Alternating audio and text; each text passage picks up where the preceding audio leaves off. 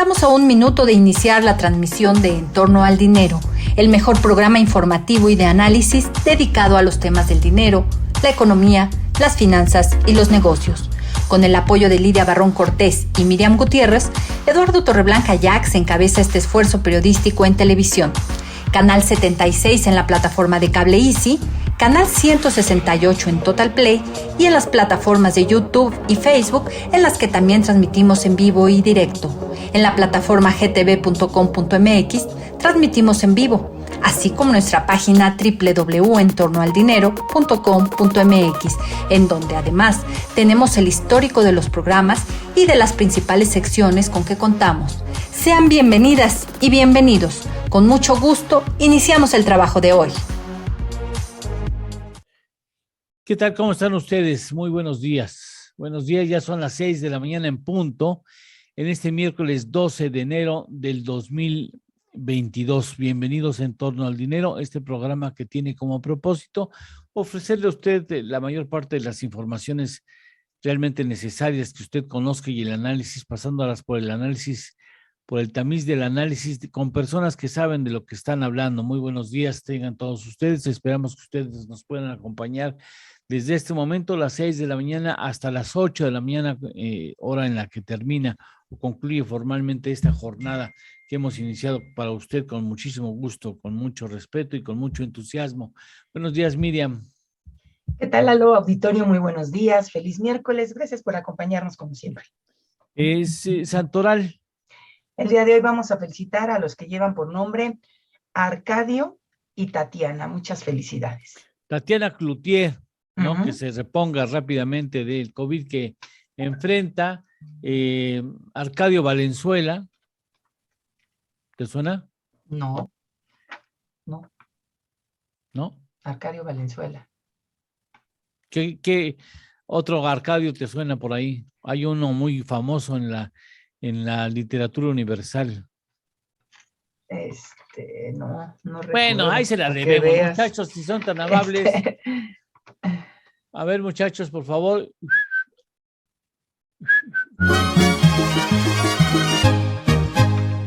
Bueno, entonces, ya con esto vamos a la primera efeméride del día.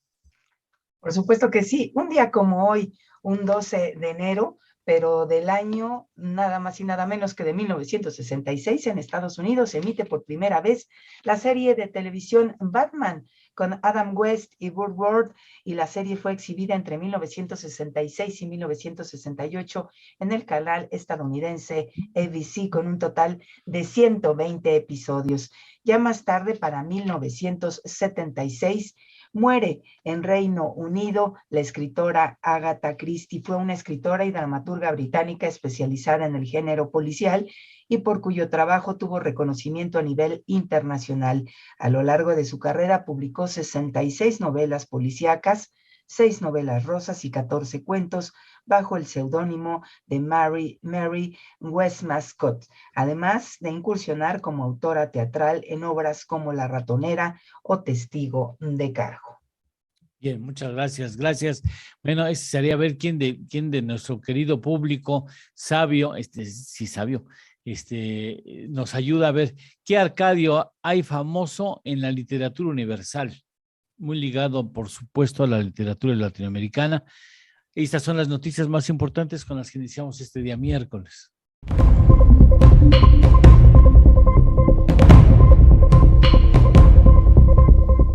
Citi, dueña de Citibanamex, anuncia que dejará operaciones de banca de consumo y banca empresarial en México. Banco Mundial prevé crecimiento del Producto Interno Bruto Mundial de 4.1% en 2022 y de 3.2% en 2023. Estima que México crecerá 3% este año y 2.2% en 2023. Bank of America Securities anticipa que la economía mexicana crecerá 1.5% en 2022. Producción industrial en México retrocede en noviembre 0.05% a tasa mensual, informa INEGI. 2021 registra fuga histórica de capitales extranjeros. Totalizan 1.63 billones de pesos, revela Banco de México.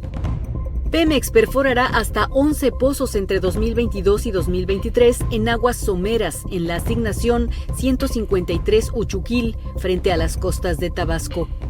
Fondo Monetario Internacional recomienda a la Secretaría de Hacienda fortalecer su portal de estadísticas mundiales para mejorar su calidad. Cambios en el gabinete. Ariadna Montiel va a la Secretaría de Bienestar. Quien fuera titular de esa dependencia, Javier May, pasa a Fonatur, en sustitución de Rogelio Jiménez Pons, quien asume como subsecretario de Transportes. Esta plaza era ocupada por Carlos Morán Moguel, quien será el nuevo director general del Aeropuerto Internacional de la Ciudad de México. Jerome Powell, presidente de la Fed, estima que alta inflación en Estados Unidos duraría hasta mediados del presente año. Crisis social y climática son los principales riesgos globales para el presente año, advierte el Foro Económico Mundial.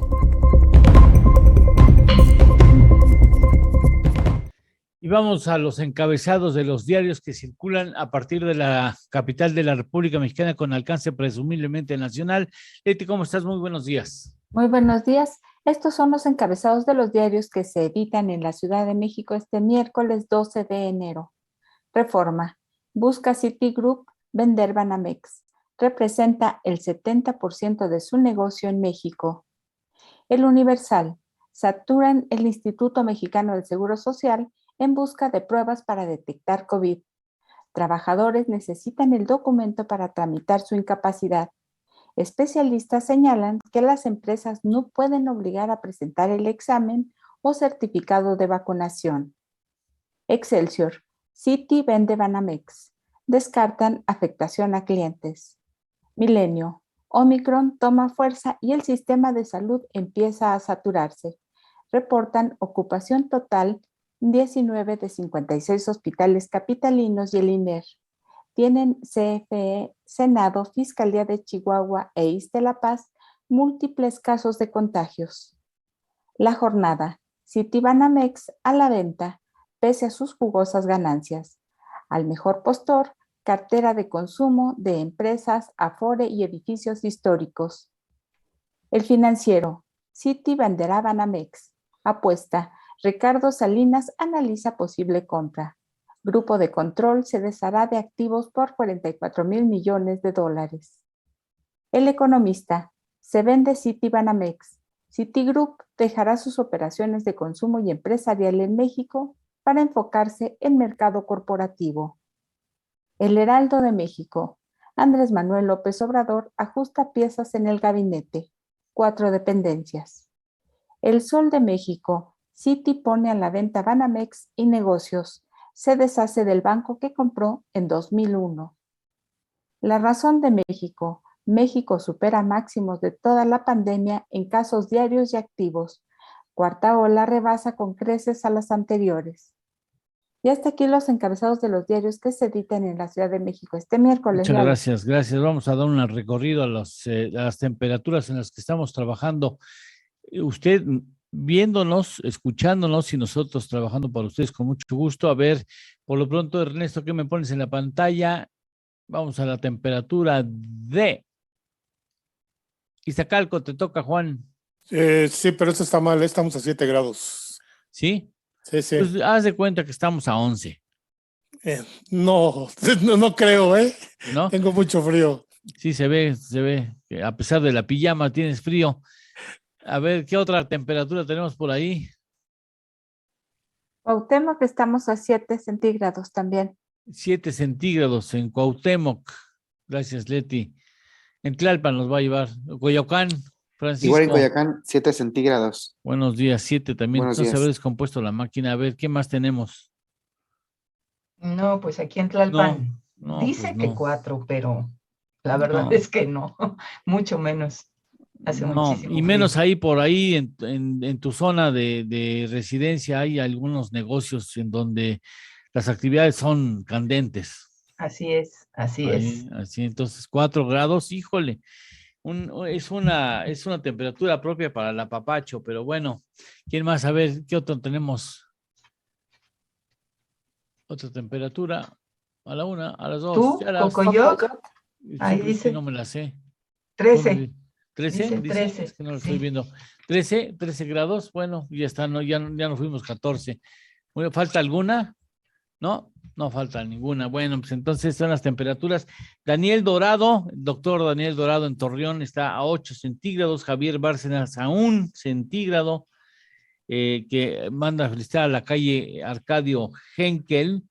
Eduardo de Jesús en Aguascalientes son 3 centígrados, Laura Mendoza en Querétaro a 7 centígrados, Pedro Guerrero a 8 en Monterrey. ¿Hay alguna otra temperatura por ahí que tú tengas? Pues sí, tenemos varias. Bueno, saludamos a Francisco Castillo, por supuesto, a Vale NT en San Luis Potosí, dice que están a 9 centígrados y ya se va a correr, así es que le mandamos un saludo. J. Jesús Aceves, él desde Zapopan nos dice que está a 8 centígrados. Aquí, por ejemplo, nos manda saludar también Miguel Rodríguez y dice, buenos días, saludos a todo el staff, buen miércoles. ¿Podrían tratar el tema de la venta de Citibanamex? Sí, lo vamos ¿Y a qué tratar. significa para los usuarios? Lo vamos a trabajar en varios puntos.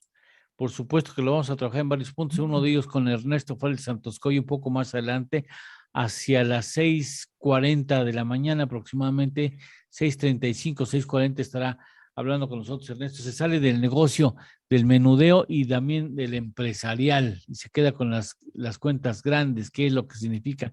Esto es una tendencia que tiene el grupo financiero en otras partes del mundo. Sin embargo, es significativo que deje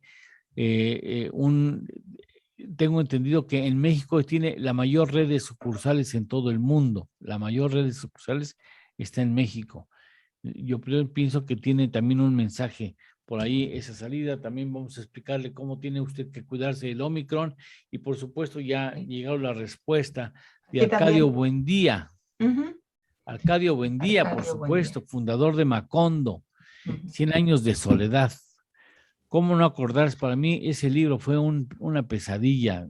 No, tuve que hacer un croquis de quién es quién, de todos Arcadios, y me hice unas bolas terribles, pero bueno, de las piezas clásicas de la literatura universal. A ver, entonces, ¿tienes más respuestas en ese sentido? Oye, también tiene otro libro maravilloso de Noticia breve de un secuestro. Ah, qué maravilla de novela, pero bueno, Gabriel García Márquez.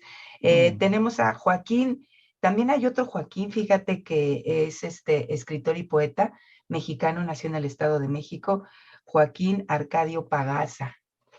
Es otro, es escritor mexicano. Tenemos también aquí, bueno, Laura Mendoza dice, buenos días, Arcadio de 100 años de soledad, Víctor García, Arcadio, buen día de la novela de 100 años de soledad de Gabriel García Márquez, y no he leído los demás, pero ya hay muchos comentarios, muchas gracias. Bien, hacemos una pausa, regresamos. En la pausa vamos a hablar, por cierto, de qué es lo que tiene que hacer usted para cuidarse del Omicron que está pegando tan fuerte, registrando nuevos récords en toda la pandemia, más de 33,000 casos nuevos ayer, ¿no? Si no me recuerdo. Entonces, pues hay que cuidarnos. Esto es En torno al dinero.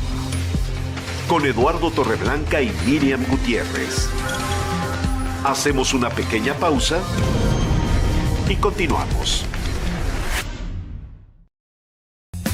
¿Y qué es lo que tendremos que hacer para cuidarnos del Omicron? Mira, aquí en la Gaceta de la UNAM salió una nota muy interesante que se titula Omicron, recomendaciones para no infectarse. Y bueno, pues la verdad es que este virus SARS-CoV-2, desde el original de Wuhan, ¿verdad? Wuhan, ya no me acuerdo cómo se pronuncia, se escribe Wuhan, China, hasta la variante Omicron, pues ya agarró parejo, aunque las poblaciones más afectadas, dice este artículo, están entre 20 y 50 años aproximadamente, porque son las que actualmente tienen más movilidad. Esto lo señala el doctor Samuel Ponce de León, titular de la Comisión Universitaria para la Atención de Emergencia Coronavirus. Y dice que este virus se transmite fundamentalmente en gotas aéreas que expulsamos al hablar, al estornudar o al toser y que quedan flotando en forma de aerosol en ambientes cerrados. Entonces, nuevamente, la barrera fundamental para no infectarnos es utilizar correctamente los cubrebocas. Aquí hace la recomendación de que en ambientes cerrados o semicerrados, como en un salón de clases, en una oficina, en las iglesias e incluso en congregaciones de gente a la intemperie, hay que portar el cubrebocas y mantener una sana distancia. No dejemos de lado pues todas estas precauciones que debemos tener, por ejemplo, en el súper, en la fila, cuando nos estamos formando en las cajas, mantengan la sana distancia porque ya se pegan unos con otros. Este doctor dice que realmente es bueno tener una correcta ventilación de las áreas en donde estamos laborando o dando clases o realizando nuestras actividades. Es fundamental que las personas traigan cubrebocas bien puesto que cubra de la nariz para abajo, y sí se puede traer doble cubrebocas, uno que cubra más y uno a lo mejor de los de tela o que no son tan del 100% efectivos, encima del que cubre mucho, muy bien. Dice que es posible y fundamental que las personas desarrollen síntomas de la enfermedad y que si sospechan que tienen COVID, pues deben voluntariamente autoconfinarse. También dice que en el transporte público, donde la convivencia es muy íntima, para minimizar el riesgo de infección, se deben mantener las ventanas de los vehículos abiertas y una correcta higiene, y ahí obligatoriamente portar doble cubrebocas. Dice que todos los personas que sientan que tienen síntomas deben confinarse, autoconfinarse y decidir si van a ir al doctor o no, pero tomar todas sus precauciones. No, con viva voz se arreglan las cosas, ¿no? Dice un subsecretario o un secretario de Estado.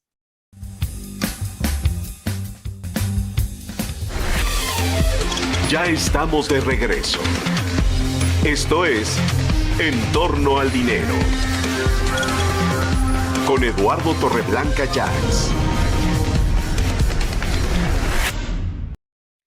Los estamos invitando a este taller. Es un ejercicio que, digamos, está marcando nuestro compromiso social con ustedes y con los televidentes y radioescuchas que siguen estas emisiones. El próximo 20 habrá de explicar Sergio Sánchez el régimen nuevo de confianza, al que invita a suscribirse o anexarse la autoridad fiscal. Régimen simplificado de confianza. ¿Qué es? ¿Para qué sirve? ¿Qué tiene? ¿Qué no tiene? Estará también Sinforosa Betancourt con una breve participación, y estará también Jaime Neftalí Martínez con un tema empresarial. Le va a gustar porque Jaime es excelente conferencista. Usted se inscribe al WhatsApp que usted está viendo aquí. Acá. Aquí está abajito en su pantalla en verde, y nos dice su nombre, por favor, y nosotros le haremos llegar el día 18 la liga para que usted el 20 pueda ingresar a ese ejercicio el próximo 20 a las 6 de la tarde. Si usted se inscribe a la 1 de la tarde, pues déme oportunidad que tome otra vez el teléfono, porque este teléfono está reservado solamente para En torno al dinero, y mañana temprano seguramente ya estará la constancia de que está inscrito, verá su nombre, y yo tengo una lista completa de las personas que se han ido agregando a este ejercicio que vamos a hacer a partir del año actual, del 2022. Por lo pronto, pues aproveche esta oportunidad. Entre los planes de En torno al dinero en el 2022 está el reforzar la línea de apoyo a quienes siguen cotidianamente nuestro trabajo. Vamos a fortalecer el área de servicio y desarrollaremos talleres que permitan a ustedes tener un conocimiento en temas de importancia coyuntural. Comenzando con el régimen simplificado de confianza, explica Sergio Sánchez. En este taller platicaremos del régimen simplificado de confianza, en donde usted aprenderá el por qué debe inscribirse al mismo o simplemente quedarse en su régimen fiscal actual, conocer los lineamientos para no exponernos a serias consecuencias económicas. No debe perderse esta oportunidad. Los espero, inscríbase, no falte. Además tendremos una chispa de humor con Sinforosa Betancourt y una breve intervención con Jaime Neftalí Martínez, conferencista, quien nos hablará de lo que tiene que hacer un empresario cuando las cosas se ponen como ahora están en el país y en el mundo. Gratuita la sesión del próximo jueves 20 de enero a las 6 de la tarde vía remota. Gratis, vía remota, sesión gratuita de introducción a esta modalidad de servicio de entorno al dinero. Jueves 20 de enero vía remota. Inscripciones limitadas. Aparte hoy su lugar al WhatsApp del teléfono 5613 85 8305. 5613 85 8305.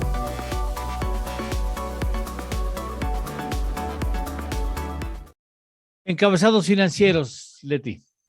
Estos son los encabezados de las secciones de Economía, Negocios y Finanzas de los diarios que se editan en la Ciudad de México este miércoles 12 de enero. Negocios del periódico Reforma. Producir energía subiría hasta 52%. Aumentaría costo en $5,567 millones por contrarreforma. Cartera del Universal. Citi pone a la venta a Banamex. Banca en reconfiguración.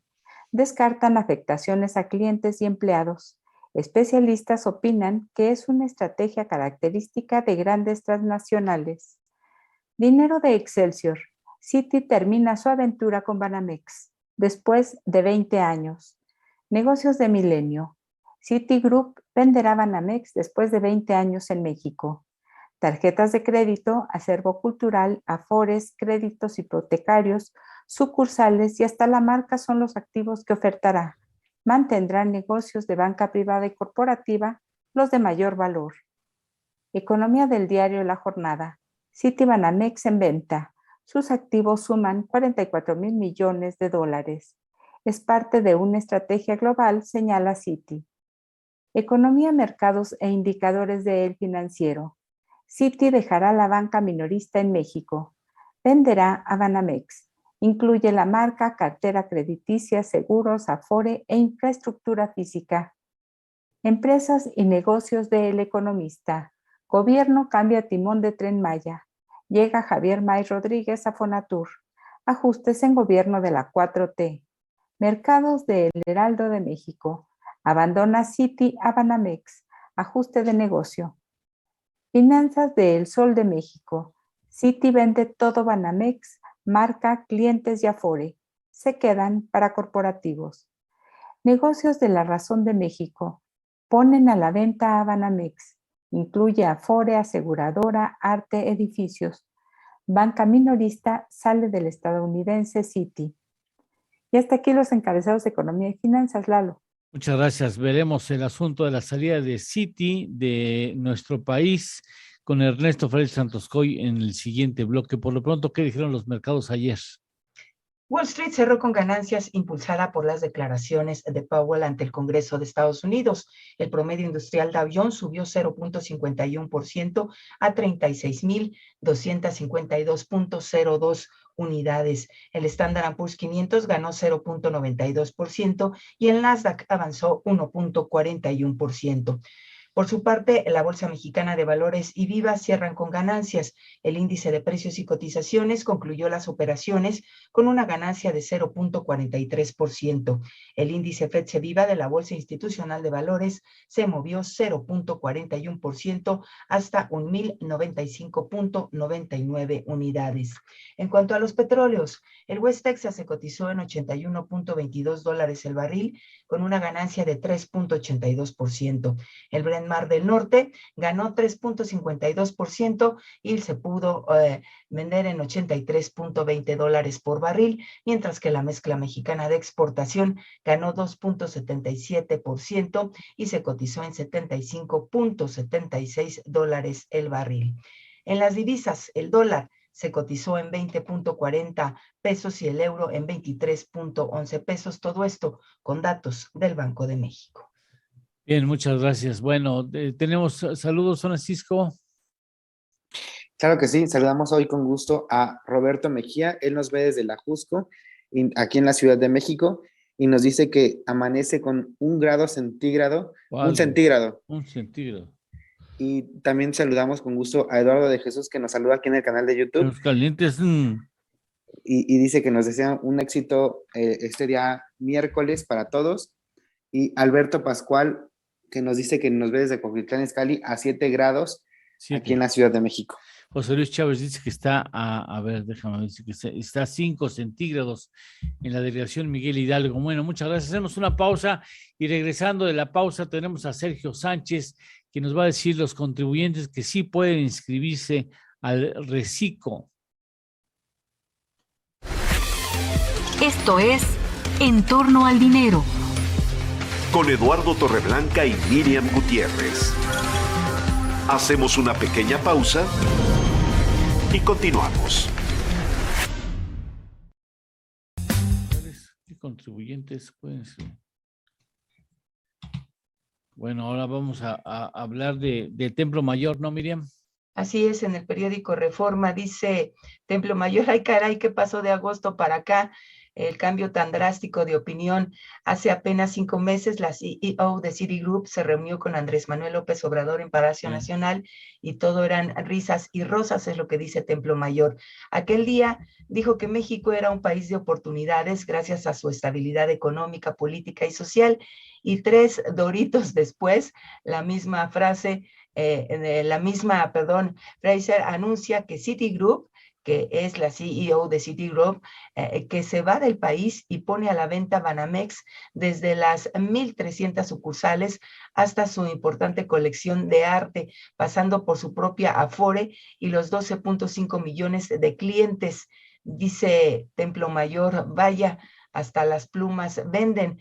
Es sabido que a nivel global la empresa se ha venido deshaciendo de sus filiales de banca minorista. Sin embargo, dado a que se trata del segundo mercado más importante de todos, de toda su cartera, había quienes decían que esto no pasaría aquí, pero Jane Fraser fue durante años la responsable del negocio en México y particularmente del segmento de banca de consumo. Así que sin duda conoce las tripas del sistema financiero nacional y seguramente algo vio que no le gustó y el país de oportunidades se volvió el país de la salida de capitales. Es lo que escribe el día de hoy Templo Mayor en su columna Reforma acerca de precisamente esta salida de Citigroup.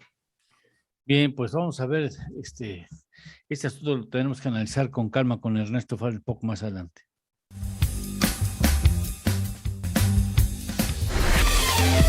Ya estamos de regreso. Esto es En torno al dinero. Con Eduardo Torreblanca Llanes. Para entender mejor de economía. Pasivo y patrimonio. El pasivo es una deuda o compromiso que ha adquirido una empresa y el patrimonio representa los aportes de los propietarios o accionistas más los resultados no distribuidos. Bueno, hay dudas, como siempre, en muchos casos dejamos las decisiones hasta el último, en otras, por supuesto, la autoridad no explica de manera suficiente qué es el régimen simplificado de confianza, qué significa, quiénes pueden anexarse a él, o sea, eso lo tiene uno que buscar porque la autoridad desafortunadamente no lo ha proporcionado, no ha hecho una campaña, yo al menos no he tenido ningún contacto con alguna campaña que nos exhorte a aprovechar la oportunidad en este régimen simplificado de confianza, pero Sergio Sánchez le va a explicar a usted algunos elementos que son fundamentales. Sergio, buenos días.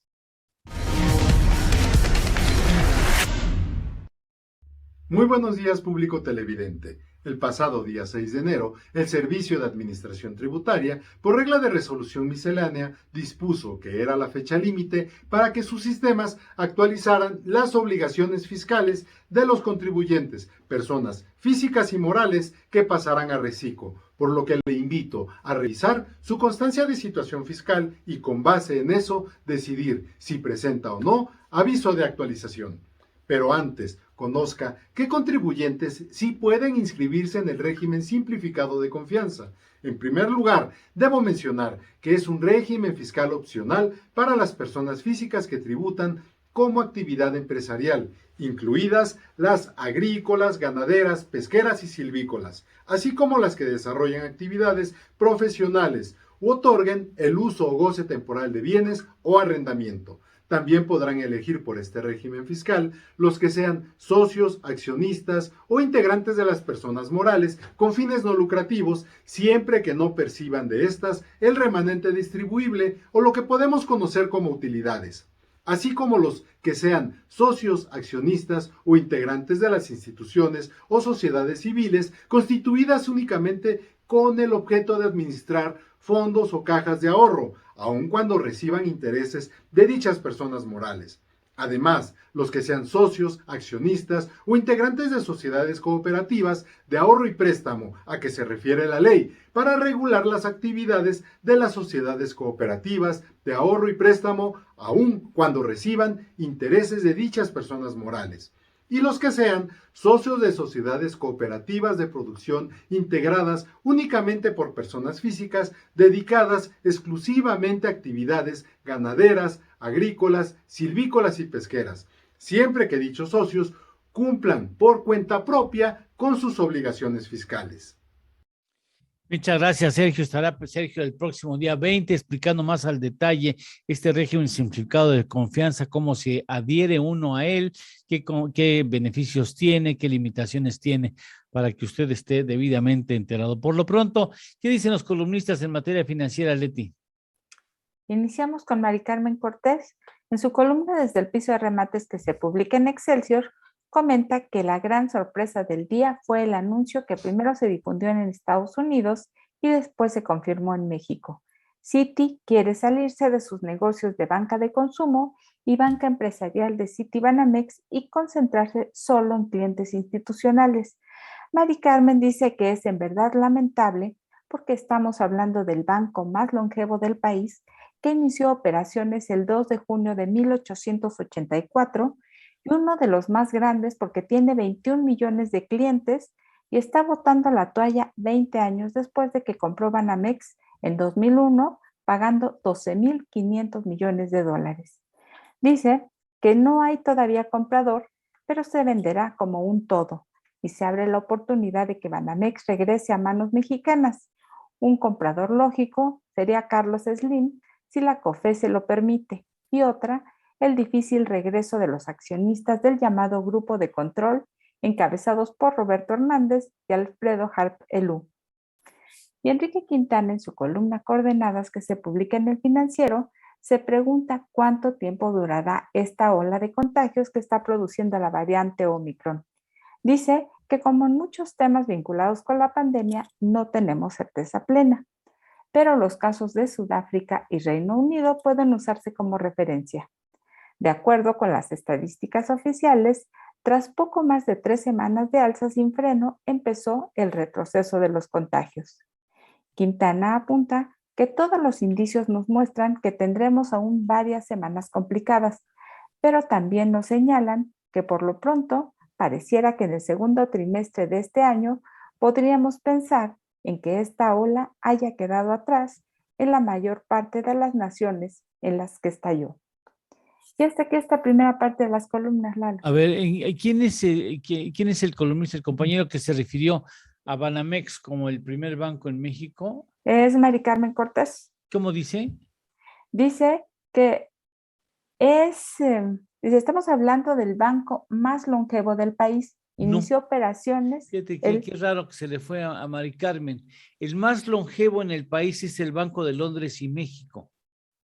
Que se convirtió me quedó la duda ahí cuando lo escuché, lo busqué. El Banco de Londres, México y Sudamérica fue el primer banco extranjero creado en México, siendo una sucursal del banco inglés The London Bank of Mexico and South America, con un capital de 2,5 millones de pesos. Este banco inició sus operaciones el 1 de agosto de 1864, cuando el archiduque austriaco Maximiliano era emperador de México y Benito Juárez el presidente del país. Sí, el Banco de Londres y México fue el primero. Sí, por 20 años, pues, digo, no es nada, no es algo grave, pero bueno, valdrá la pena decirle que después fue Serfín. Tal vez la confusión venga por que se llama Banco Nacional de México, ¿no? Ese es el nombre del acrónimo oficial. Banamex. Sí, ahora puede ser que considere que es el primer banco mexicano, No me acuerdo, la verdad, no estaba yo viviendo en esa época para decirte qué capital era fundamentalmente que integró el Banco Nacional de México, pero el primer banco en el país fue Banco de Londres y México. ¿Sí? Pues muy buena la precisión. Sí, lo recuerdo bien, ¿no? Bueno, Salvador García Soto hace referencia precisamente a la fuga de capitales y a la venta de Banamex sorpresiva ayer por la tarde. Va a dar lectura a esa columna, Leti, después de una pausa, durante la pausa. Esto es En torno al dinero. Con Eduardo Torreblanca y Miriam Gutiérrez. Hacemos una pequeña pausa y continuamos.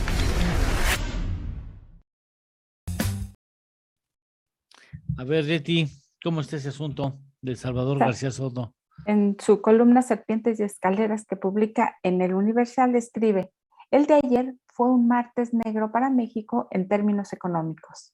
Al difícil arranque del 2022 con inflación al alza, gasolinas más caras y aumentos disparados en alimentos más básicos, se sumaron ayer dos anuncios que agudizan la percepción de una economía en problemas. Primero, el INEGI informó por la mañana de una fuga de capitales histórica, con 257,000 millones de pesos que salieron del país en el 2021 por desconfianza, algo que no se veía desde 1991. Y para la tarde, lo que empezó como rumor en medios financieros se confirmaba. Citibanamex, el tercer banco más grande de México y uno de los más antiguos del sistema bancario, sale del mercado y pone en venta su marca, activos, sucursales y hasta su patrimonio cultural. ¿Qué están viendo los inversionistas extranjeros en México que ya no les inspira confianza? La pregunta tendría que estar siendo planteada y respondida en estos momentos en el gabinete económico del presidente López Obrador, en donde no pueden ignorar dos señales tan contundentes de incertidumbre y desconfianza en la situación actual y el futuro económico del país.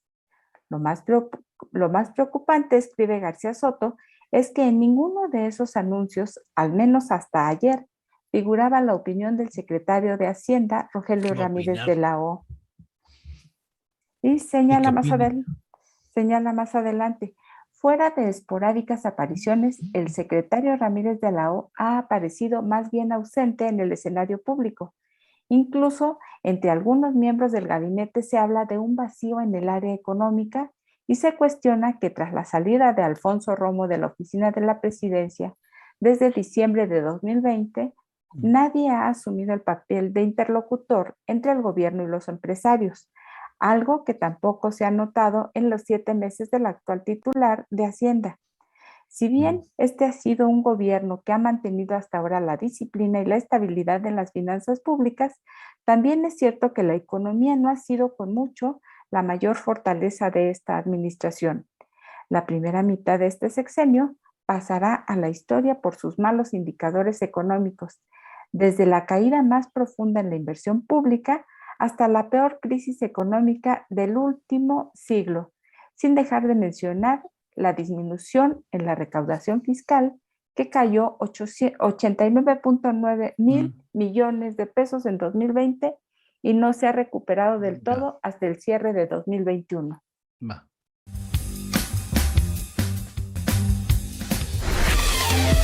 Ya estamos de regreso. Esto es En torno al dinero. Con Eduardo Torreblanca Llanes.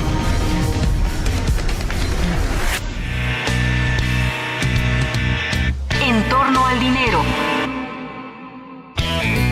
Y con ustedes, el análisis con Ernesto Farril Santoscón. Que valdría hacer un par de precisiones al texto de mi compañero, amigo Salvador García Soto, quien informa de la fuga de capitales, de la salida de capitales de deuda gubernamental, para hablar con claridad. No es el INEGI, es el Banco de México. Creo que ahí hay un pequeño error en la redacción. No fue el INEGI quien publicó eso, porque no está en su potestad hablar de esos terrenos, pero sí del Banco de México. y habría que esperar la balanza de pagos para hacer una precisión más exacta de cuántos capitales han salido del país. Y había otra precisión que ya no me acuerdo cuál era que había que hacerse. Pero bueno, ¿qué caso tiene? Está Ernesto O'Farrill Santoscoy. ¿Cómo estás, Ernesto? ¿Qué tal, Eduardo? Pues ya te veo enmendándole la plana a todos tus colegas.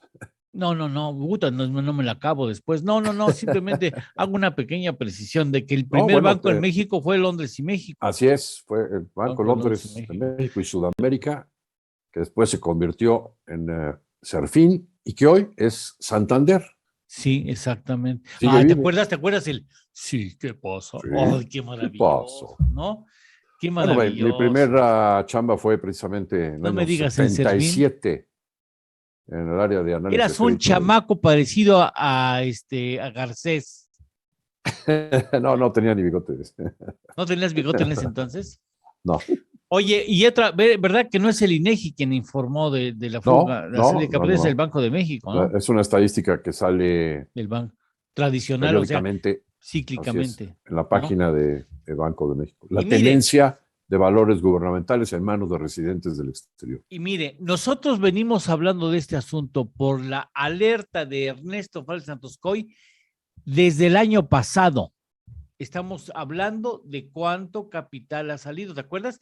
Que el máximo lo tuvo en febrero de 2019, con poco más de 2.200.000 millones de pesos aproximadamente, los gruesos, 2.200.000. Hubo en febrero del 2019 y a partir de ahí empieza a salir capital. Eso sumaba 116.000 millones de dólares.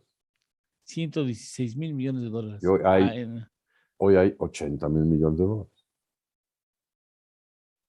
Parte, el incremento de tipo de cambio hace que baje la evaluación al llevarlo a dólares, porque es una cantidad en pesos. Por eso haces bien en decir, había 2.2 billones y ahora hay 1.6. Sí, ahora, ¿qué significa Banamex? El público pregunta y les dijimos que tú ibas a poner las cosas en claro, pero antes me tendré que despedir de las plataformas que toman nuestro mensaje y lo reproducen en sus respectivas. A veces es una pena. Si usted quiere, pásese rápido a nuestras plataformas, ve a Ernesto O'Farrill, si quiere se regresa después. Despedimos, Miriam. Con todo gusto, Lalo, le damos las gracias a todo nuestro auditorio por habernos acompañado. Mañana en punto de las 6 nuevamente con ustedes aquí en Torno al Dinero. Pásela bonito. Buen día. Muchas gracias. Bueno, ahora sí, Ernesto, ¿qué significa esto? Bueno, pues fíjate que cuando empecé a trabajar en un banco en el año 77, Banamex era el banco más importante de México. Se discutían en distintos segmentos del mercado con Bancomer el liderazgo, pero no estaban muy lejos el uno del otro. En captación, en distintos rubros de crédito, las casas de bolsa que tenían cada uno de ellos eran pues, muy relevantes. Sin lugar a dudas, ahí, por ejemplo, le ganaba Banamex a Bancomer con una ligera ventaja, pero sí le ganaba. Era mucho más importante el mercado bursátil mexicano, Banamex, que Bancomer. En aquel entonces dirigía la casa de bolsa Banamex, Manuel Somoza, ¿no? Sí, ¿te acuerdas? Sí. Y bueno, si uno quería saber qué estaba pasando en el mercado, no había más que ver en las primeras pantallas que había en la bolsa, pues, cuál era la operación de Banamex, y ya con eso ya sabías a dónde iba el mercado en las distintas acciones, ¿no? Pero también en la cuestión fiduciaria, era el momento en el que se creaba la banca múltiple. Oye, entonces te ibas a ver factoraje. Bueno, factoraje Banamex era también más importante que Banamex, que Bancomer, perdón. ¿No? Y bueno, pues desafortunadamente, pues sucede primero la estatización de la banca en el año 82, que en mi opinión fue una decisión obligada porque la banca estaba quebrando con la devaluación del 82. Y fue un rescate pues muy rápido al nacionalizarse, al estatizarse, ¿no? De toda la banca. Después se le vende años después de nueva cuenta a los privados, lo toman los cazabolseros, en ese entonces con mucha ventaja por lo que habían acumulado de caps bancarios, pues se pueden hacer de ella Roberto Hernández y Alfredo Harp, y después hubo una posibilidad de que se decidiera por una fusión de Banamex y Bancomer para crear un banco de capital mexicano muy fuerte. Bueno, habría que acotar que hace un ratito tenías la duda, el capital original de Banamex, que se lanzó en la época de Porfirio Díaz, Sí. no era mexicano, ¿no? Era una combinación, pero principalmente venía capital francés. Francés. Ajá. Bueno, todo Sí, lo pues que... en esa época Francia era nuestra aspiración. Todo lo que favorecía a Soñada, Porfirio sí. Díaz era lo así, que venía de Francia. Le voulez-vous français, ¿no? Exacto. Bueno, entonces hubo la posibilidad de que se fusionaran estas dos instituciones y así crear un gran banco mexicano que pudiera competir globalmente. Y pues fue me parece un gran error que después fue reconocido por las mismas autoridades que protagonizaron esa decisión, pero se impidió esa fusión. Después, pues llega la crisis del 95, una crisis sistémica donde todos los bancos mexicanos pues realmente la sufrieron y entonces se decide vender la banca a la banca extranjera y ahí entra Banamex. Y la decisión ahí, me acuerdo muy bien del criterio de Guillermo Ortiz, es que que era el secretario de Hacienda en aquel entonces, decía, después fue gobernador del Banco de México, decía, es que los bancos americanos, los bancos extranjeros no quiebran. ¿No? Y unos años después, en el 2008, pues, llega la quiebra de la banca americana, también sistémica. Para corregirle la plana al que fue considerado en su momento el mejor banquero central en el mundo, por cierto. Sí. Bueno, entonces, ahí hubo la posibilidad de que se le comprara a Citi Group Banamex, pero no hubo el empuje en grupos empresariales mexicanos por la circunstancia que estaba pasando el mundo, y bien a bien no se sabía si al final ibas a poder rescatar a Citigroup, o sea, a los bancos americanos en sí, porque ya había quebrado dos bancos importantes, dos bancos de inversión importantes, ¿no? Sí. Y desafortunadamente no se pudo en ese momento recuperar Banamex para los mexicanos. Y bueno, pues entró capital de fondos soberanos de Emiratos Árabes a resolver el problema de Citi. No estoy seguro si fue ese fondo soberano o el fondo soberano de algún otro país de Medio Oriente, pero la cosa es que al final se rescató a Citi y se fortaleció, pero la verdad es que lo que ha pasado en México ha sido un verdadero desastre.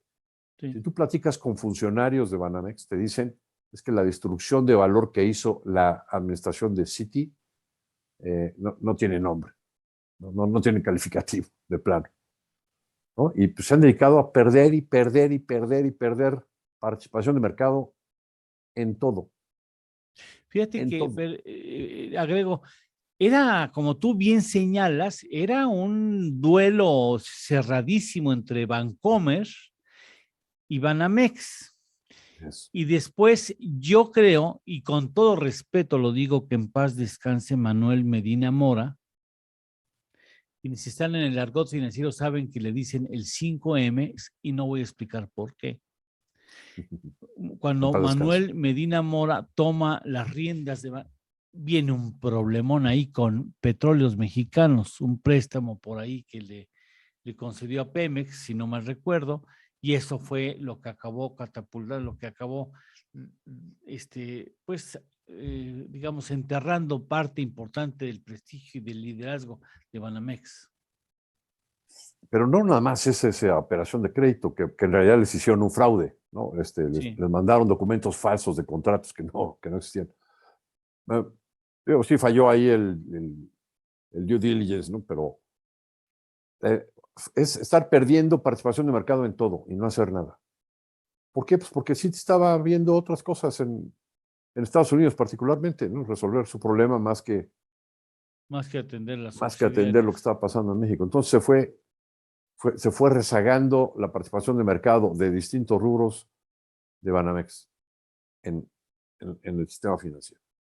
Y bueno, pues ahora se decide vender, pero pues sí, desde luego que llama la atención, si no hay nada más jugoso en el mundo que la banca de consumo mexicana. Pregúntenle a BBVA. La joya de la corona, reconocida por los españoles. El 30 y tantos % de las utilidades de cada año se generan. Mundial.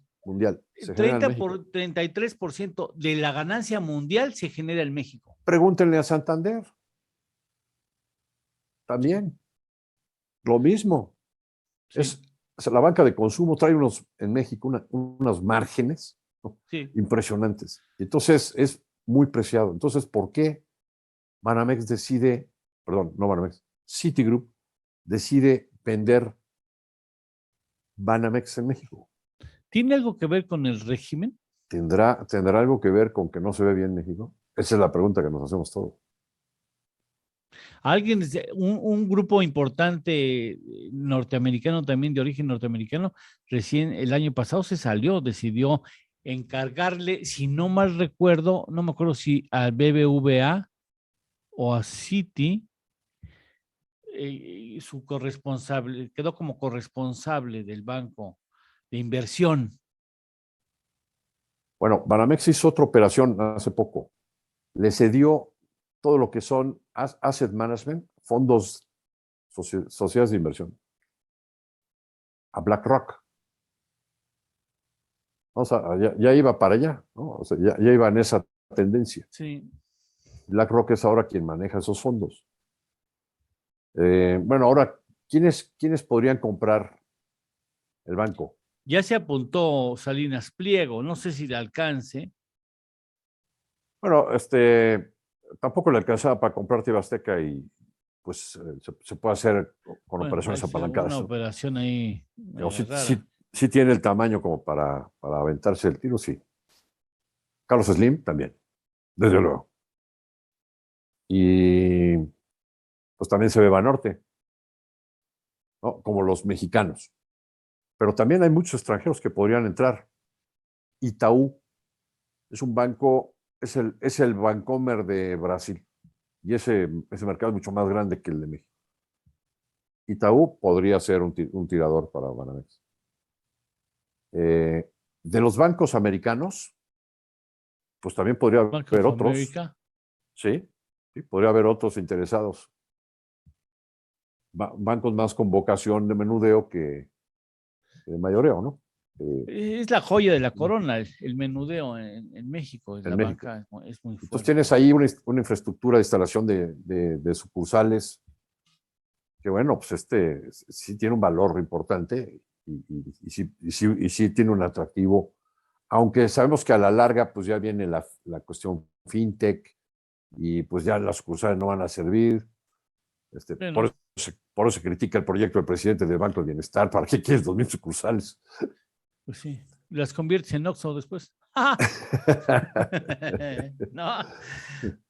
Sabemos que para allá va la tendencia. Lo mismo pasa con los automóviles. Oye, pues todo se está moviendo hacia el futuro de los automóviles eléctricos, sí, pero todavía le queda un rato. Sí, claro. A los de motor de combustión. Pasa aquí lo mismo. Todavía hay muchísimo que hacer y se puede aprovechar esa infraestructura. Bien. ¿No? Entonces, ¿qué es lo que creo que nos convendría como mexicanos? Sí creo que nos conviene que el capital quede en manos de mexicanos. Sí. Pero también creo que nos conviene que no sea uno de estos bancotes el que se queda con el banco, sino que pues también se genere más competencia, creo. Sí. Habrá que fue uno de los errores que después reconoció Guillermo Ortiz en corto, de que había finalmente entregado mucho al capital extranjero. A la banca extranjera, porque el TLC, yo recuerdo, yo estuve en las negociaciones, pues sí limitaba muy claramente la participación de la banca extranjera en todo el sistema financiero mexicano. Y a la verdad no se respetó eso internamente. Abrimos las puertas de par en par, ¿no? Sí. Y entonces, pues, estamos vulnerables, ¿no? Tan vulnerables que en el 2008 pues parte de la gran crisis que tuvimos se dio a los problemas que tenían los bancos americanos, ¿no? Ernesto, te mando un abrazo muy fuerte. Muchas gracias. Al contrario, gracias a ustedes. Muy buen día a Gracias. todos. Maravillosa la participación de Ernesto Falcon Santoscoy. Como siempre, hacemos una pausa, porque vamos ahora sí bien atrasados y regresamos. Estamos en torno al dinero y en la pausa comercial vamos a hablar de AMLO y el COVID. Escribe Sergio Sarmiento. Esto es En torno al dinero.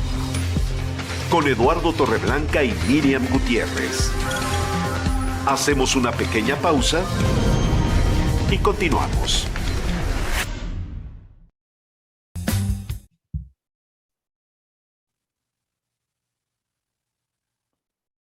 Bien, vamos, Miriam. Sí, Sergio Sarmiento, en su columna titulada Jaque Mate en el periódico Reforma, escribe y titula AMLO y el COVID precisamente, y dice Sergio Sarmiento que son tan transmisibles las nuevas variedades de COVID que no sorprende que el presidente López Obrador se haya contagiado por segunda vez.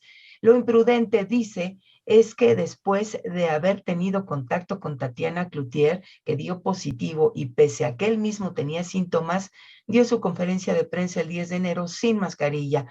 Un político que se dice humanista y cristiano, que se preocupa por el prójimo, no debería de haber hecho esto. Dice que el presidente y sus funcionarios han mostrado desde un principio un desprecio enorme por el COVID.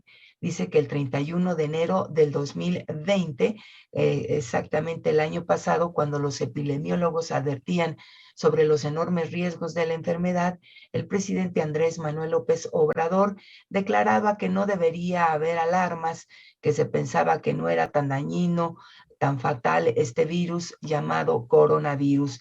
Y así varias expresiones a lo largo del año, al igual que cuando se le preguntó a Hugo López-Gatell el 16 de marzo si el presidente debía hacerse la prueba de COVID, el subsecretario de Salud respondió que la fuerza del presidente era moral, no una fuerza de contagio. En fin, así muchas infinidad de declaraciones, pero dice Sergio Sarmiento que AMLO no solo ha menospreciado la enfermedad, sino que ha desplegado una visión exagerada de los supuestos logros de su gobierno y en múltiples ocasiones se ha vanagloriado, de que en México está dando un ejemplo al mundo en la lucha contra la enfermedad.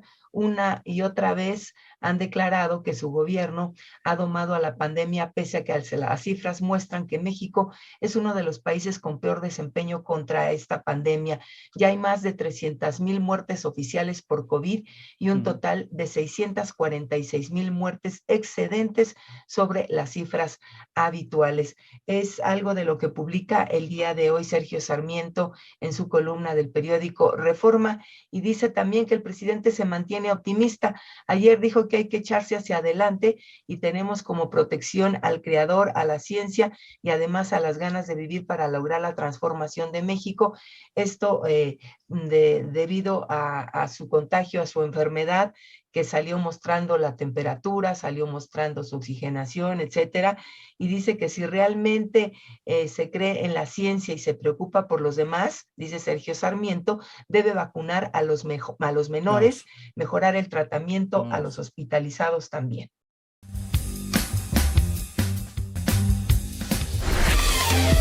Ya estamos de regreso.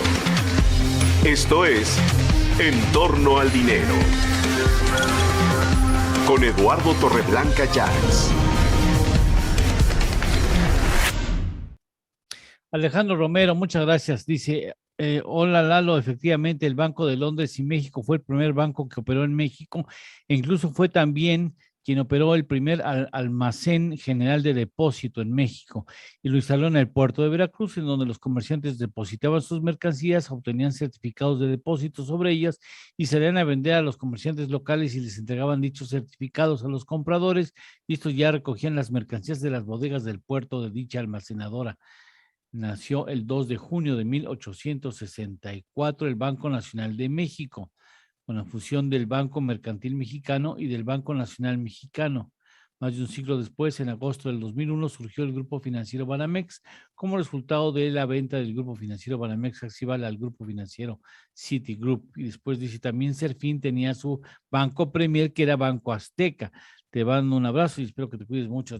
Los franceses de Banamex, entre ellos están los dueños de Liverpool, los Ebrard, me suena, los Guichard de Invex y los españoles. Muchas gracias. Gracias. ¿Cómo van las columnas? Segunda parte, Leti. Continuamos. Darío Celis, en su columna La Cuarta Transformación, que se publica en El Financiero, sostiene que con mucha cautela los empresarios de la construcción empiezan a ver luz en la capital del país luego de 3 años en los que la industria retrocedió a los niveles que se manejaban hace una década para quedarse con valor de mercado de unos 10,000 millones de pesos. Dice que para el sector privado el conflicto con el gobierno parece que ha dejado de ser una opción. Mario Maldonado, en su columna Historia de Negocios, que se publica en El Universal, comenta que el anuncio de la venta del negocio de consumo y empresarial de Citi en México cayó como agua helada ayer en todo el sector financiero, desde la Secretaría de Hacienda, pasando por la Asociación de Bancos, los inversionistas del grupo y, por supuesto, los clientes. Maldonado apunta que tras haber sido el líder del mercado, hoy Banamex es el 4º banco con mayor cartera de crédito y el 3º por número de activos, los cuales, según Citi, ascienden a 44,000 millones de dólares. Dice que si bien ese no es el monto que estaría pidiendo el grupo estadounidense por su negocio en México, se calcula que por lo menos esté cerca de los 15 o 20,000 millones de dólares. Y de acuerdo con un sondeo entre inversionistas, ejecutivos y analistas, la lista de interesados en el banco podría ser la que ya mencionaba Ernesto Farril hace unos momentos, Lalo, que son Ricardo Salinas Pliego, dueño de Banco Azteca, Banorte y la familia Hank, y Carlos Slim, dueño de Inbursa, los 3 cercanos al presidente López Obrador, quien seguramente se involucraría en la operación. Por supuesto, claro. Dice, y por último, pues está Santander, que podría ser otro que apostaría por hacerse del banco.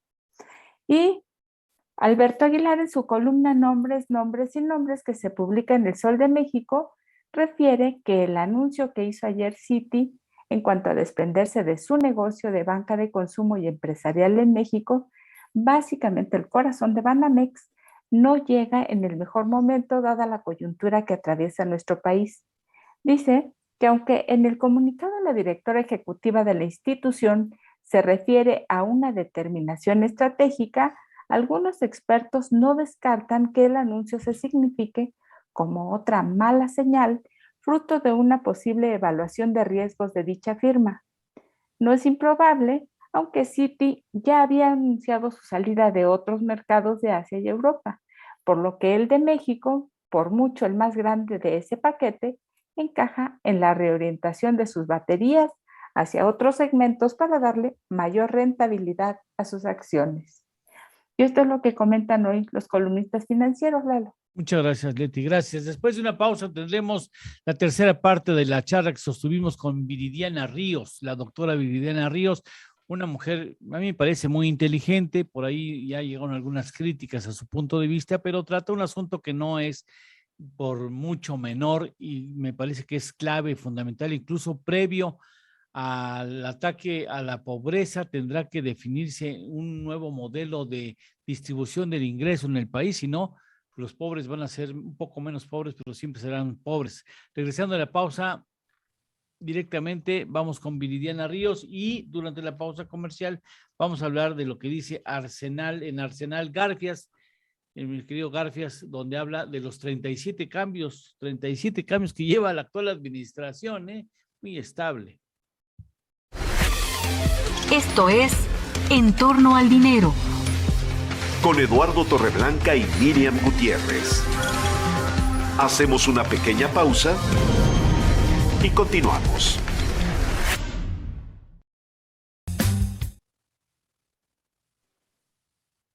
Leti. Francisco Garfias, en su columna Arsenal que publica Excelsior, dice van 37 cambios en el sexenio. Se premia lealtad sobre capacidad.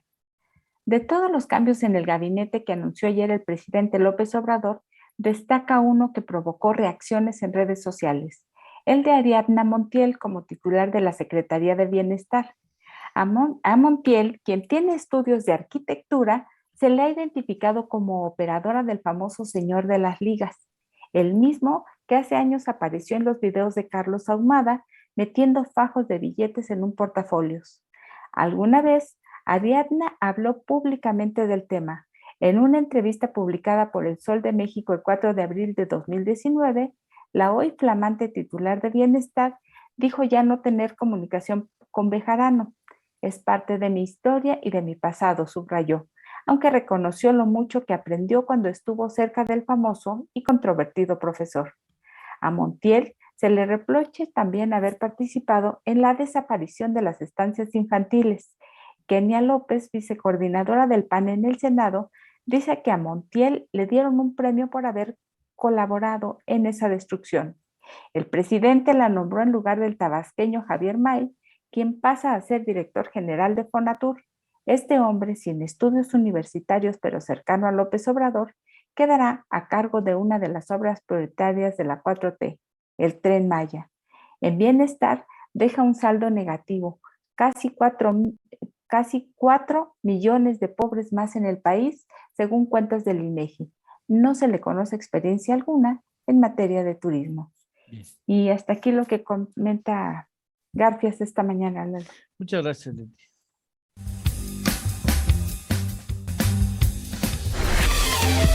Ya estamos de regreso.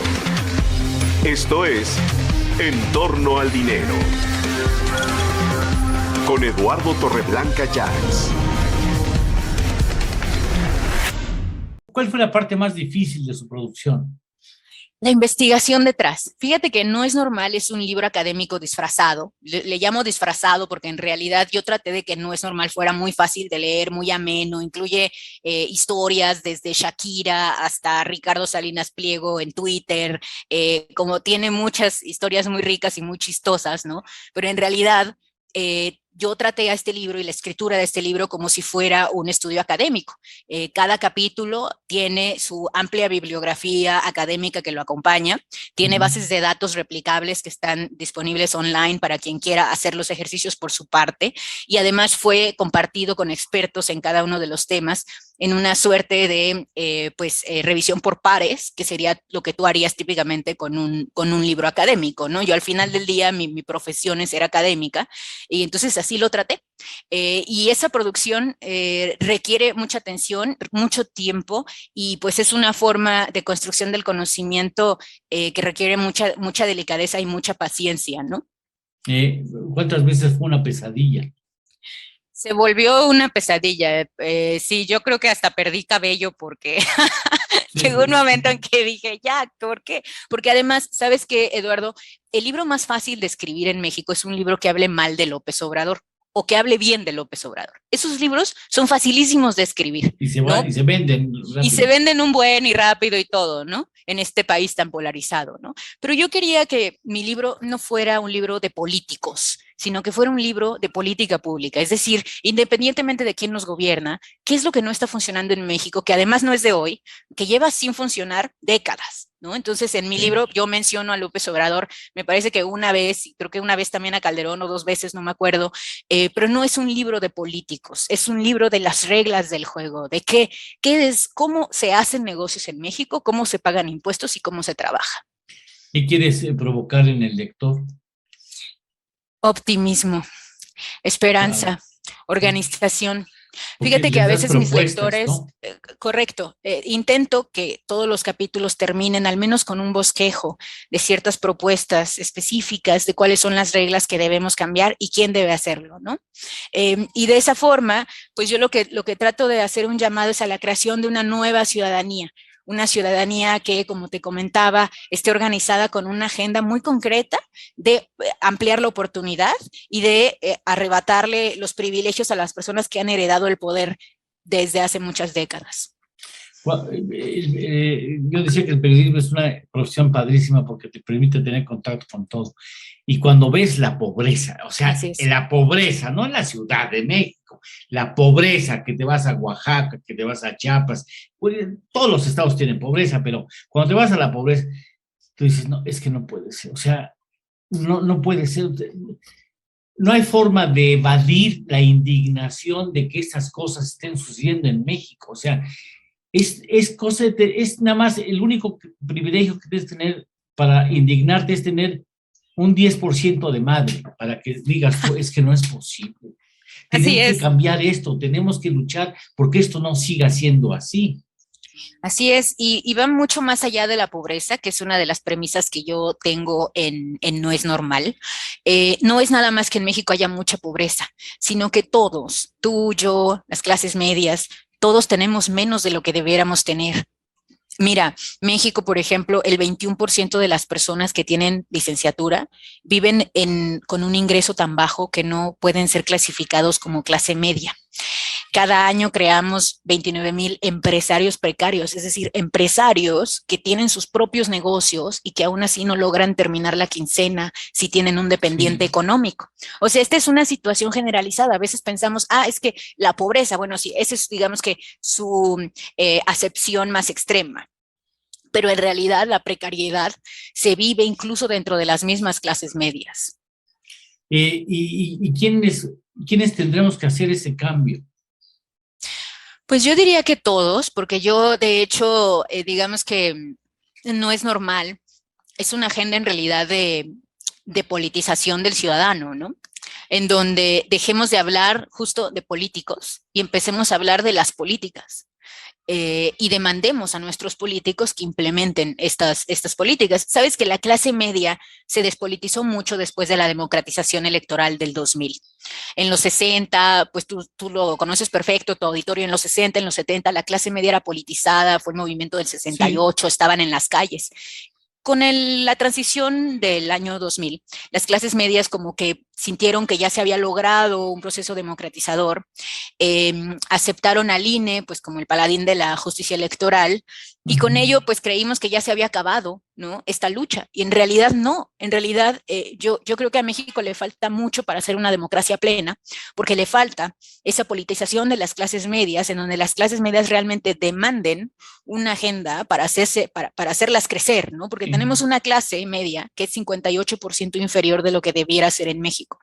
Y eso no puede ser. O sea, además es inconcebible, Eduardo, que en una democracia tengamos al 53% de las personas viviendo por debajo de la línea de pobreza. O sea, ¿cómo es posible que un gobierno supuestamente mayoritario tenga la mayoría en pobreza? Pues sí, ahí están las reflexiones. Hay por ahí algunas críticas que leeré un poco más adelante porque no quiero quitarle el tiempo a Arturo Huerta, que a continuación estará con nosotros, pero me parece que las reflexiones de Viridiana son necesarias hacerlas y pocas personas lo hacen en este país. Saludos, Miriam, si eres tan amable. Con gusto, Lalo. Saludamos a Karina Contreras, que dice que en Tlajomulco de Zúñiga están a 8 centígrados. Heriberto Flores López hasta Zapopan, muchas gracias. Miguel Rodríguez, Belén González Serrano, saludos. Belén, saludos. Saludos a José Antonio Carvajal Alonso, dice que está a 8 centígrados en el municipio de Calvillo, allá en Aguascalientes. También un caluroso saludo para José Enrique, para Víctor García, para Torres Sibón, en Santa Catarina, allá en Nuevo León, a 7 centígrados. A Jesús Próspero en Delicias, Chihuahua, dice que está a 5 centígrados. Y a Mario Alfaro en Guaymas, Sonora, también le mandamos un gran saludo. Muchas gracias. Miriam, le da un repasón regular el señor Raimundo Rivapalacio al presidente de México en su proyecto del Tren Maya. Durante la pausa, la lectura parcial de la columna de Raimundo, de mi querido, no le decimos cariñosamente el gordo Raimundo, el gordo Rivapalacio, pero después tendremos una charla con Arturo Huerta, economista, doctor, catedrático universitario, para ver qué se hace cuando tiene uno presiones inflacionarias, cuál debería ser la política pública para enfrentarlas. Después de una pausa. Esto es En torno al dinero, con Eduardo Torreblanca y Miriam Gutiérrez. Hacemos una pequeña pausa y continuamos. Gracias por la invitación, aquí estamos. Con mucho gusto, muchas gracias. Leti, entonces, ¿qué dice Raimundo Rivapalacio? Escribe Raimundo Rivapalacio en El Financiero: el presidente López Obrador realizó un nuevo ajuste en su gobierno. La decisión, tomada antes de que cayera enfermo de Omicron, es bastante clara en intención y muestra las dos grandes preocupaciones que tiene en este momento. La primera tiene que ver con su sueño juvenil de conectar el sureste del país con un tren. La segunda, su preocupación electoral, no solo para los próximos comicios, sino para preparar la sucesión presidencial. López Obrador no engaña, ni siquiera cuando destituye a funcionarios que alcanzaron su máximo nivel de incompetencia, el principio de Peter. Pero como en todos aquellos casos donde no siente que lo traicionaron, protege sin importar que vaya en perjuicio de otras áreas de gobierno que piensa secundarias en importancia. Los cambios, si bien sorpresivos, van en esa dirección.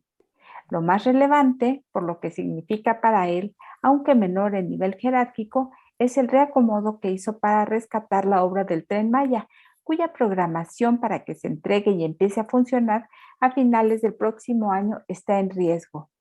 Dice que Rogelio Jiménez Fons, que como director del Fonatur fue el responsable de realizar la obra, admitió recientemente que esta tenía 5 meses de retraso por burocracias y fallas geológicas, y también había dejado de pagar a proveedores y constructores durante varios meses y ya no pudo seguir en el cargo. Jiménez Pons no se va al basurero del olvido presidencial porque López Obrador lo designó nuevo subsecretario de Transportes de la Secretaría de Infraestructura, Comunicaciones y Transportes en sustitución de Moral Moguel. Lalo, hasta aquí. Gracias, Leti.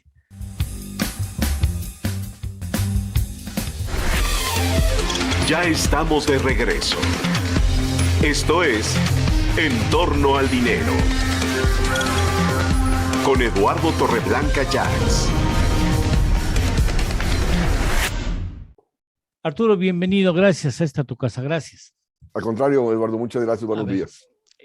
La inflación le puede echar a perder la fiesta al presidente de la República, ¿no? Sí, efectivamente, porque la forma en la cual la tratan de combatir, aumentando la tasa de interés y disminuyendo el gasto público, pues eso viene a contraer más la actividad económica, y la inflación no es por problemas de demanda, que la demanda esté creciendo, porque el gobierno no está gastando, no está habiendo aumento de consumo, porque hay desempleo, hay bajos salarios, y la inflación es resultado de problemas de oferta, es decir, de escasez de productos. Y luego también, como tenemos escasez de muchos productos, los importamos y estamos importando la inflación del resto del mundo. Entonces, la inflación va a seguir porque no la va a reducir el aumento de la tasa de interés ni la política de austeridad fiscal. Entonces, vamos a un contexto de estancamiento con inflación. O sea, le estamos dando la vuelta a la tuerca equivocada. Efectivamente, porque Estados Unidos sigue manteniendo la tasa de interés a nivel de 0. Ellos están creciendo, están disminuyendo el desempleo, y en Estados Unidos la inflación sí va a ser temporal. ¿Por qué? Porque están incrementando la inversión, están incrementando la producción, la productividad, y más temprano que tarde en este mismo año va a reducir la inflación, a diferencia de México. Fíjate, importamos el 48% de los granos básicos. Entonces, eso necesitamos una política agrícola para ser autosuficientes y así disminuir las presiones sobre precios y disminuir las importaciones caras que estamos realizando de los granos básicos. Igual con respecto al gas y la gasolina. O sea, se requieren fuertes inversiones para ser autosuficientes en esos rubros y así depender menos de las importaciones y menos de la inflación mundial, cosa que no hay crecimiento alguno de la inversión ni pública ni privada. Esto que tú mencionas, pues tiene un secretario de Hacienda que le debe haber dicho, no, mejor vamos a hacer un enfoque de política pública distinto al que es, digamos, el que se ha seguido actualmente, ¿no? Sí, pero el problema es, ya ves el discurso del presidente, dice, a la bolsa le va bien, trae ganancias de 27.7%, tenemos estabilidad del tipo de cambio, que es el mismo discurso que Fox cuando era presidente decía.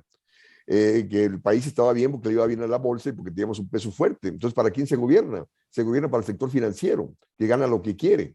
En cambio, se relegan los objetivos de crecimiento productivo, se relegan los crecimientos de empleo, y de ahí, antes yo recuerdo, bueno, yo tengo muchos años y recuerdo que informes presidenciales hablaban, crecimos tanto, generamos tanto empleo, y resulta que esos objetivos fueron dejados de lado. Ahora se habla de austeridad fiscal, de estabilidad del tipo de cambio, de cómo le va a la bolsa, pero no de cómo le va al sector productivo. Otro dato interesante, Eduardo, el Fondo Monetario Internacional y el Banco Mundial dieron los ratings mundiales y México aparece en el número 16, siendo que a fines de los 90 estábamos en el número 10 en el ranking mundial. Sí, o sea, exacto. Como las políticas estas de austeridad fiscal, alta tasa de interés, estabilidad del tipo de cambio, libre comercio, ha atentado sobre el desarrollo productivo y nos ha frenado la actividad económica, nos ha hecho más vulnerables en torno al contexto internacional.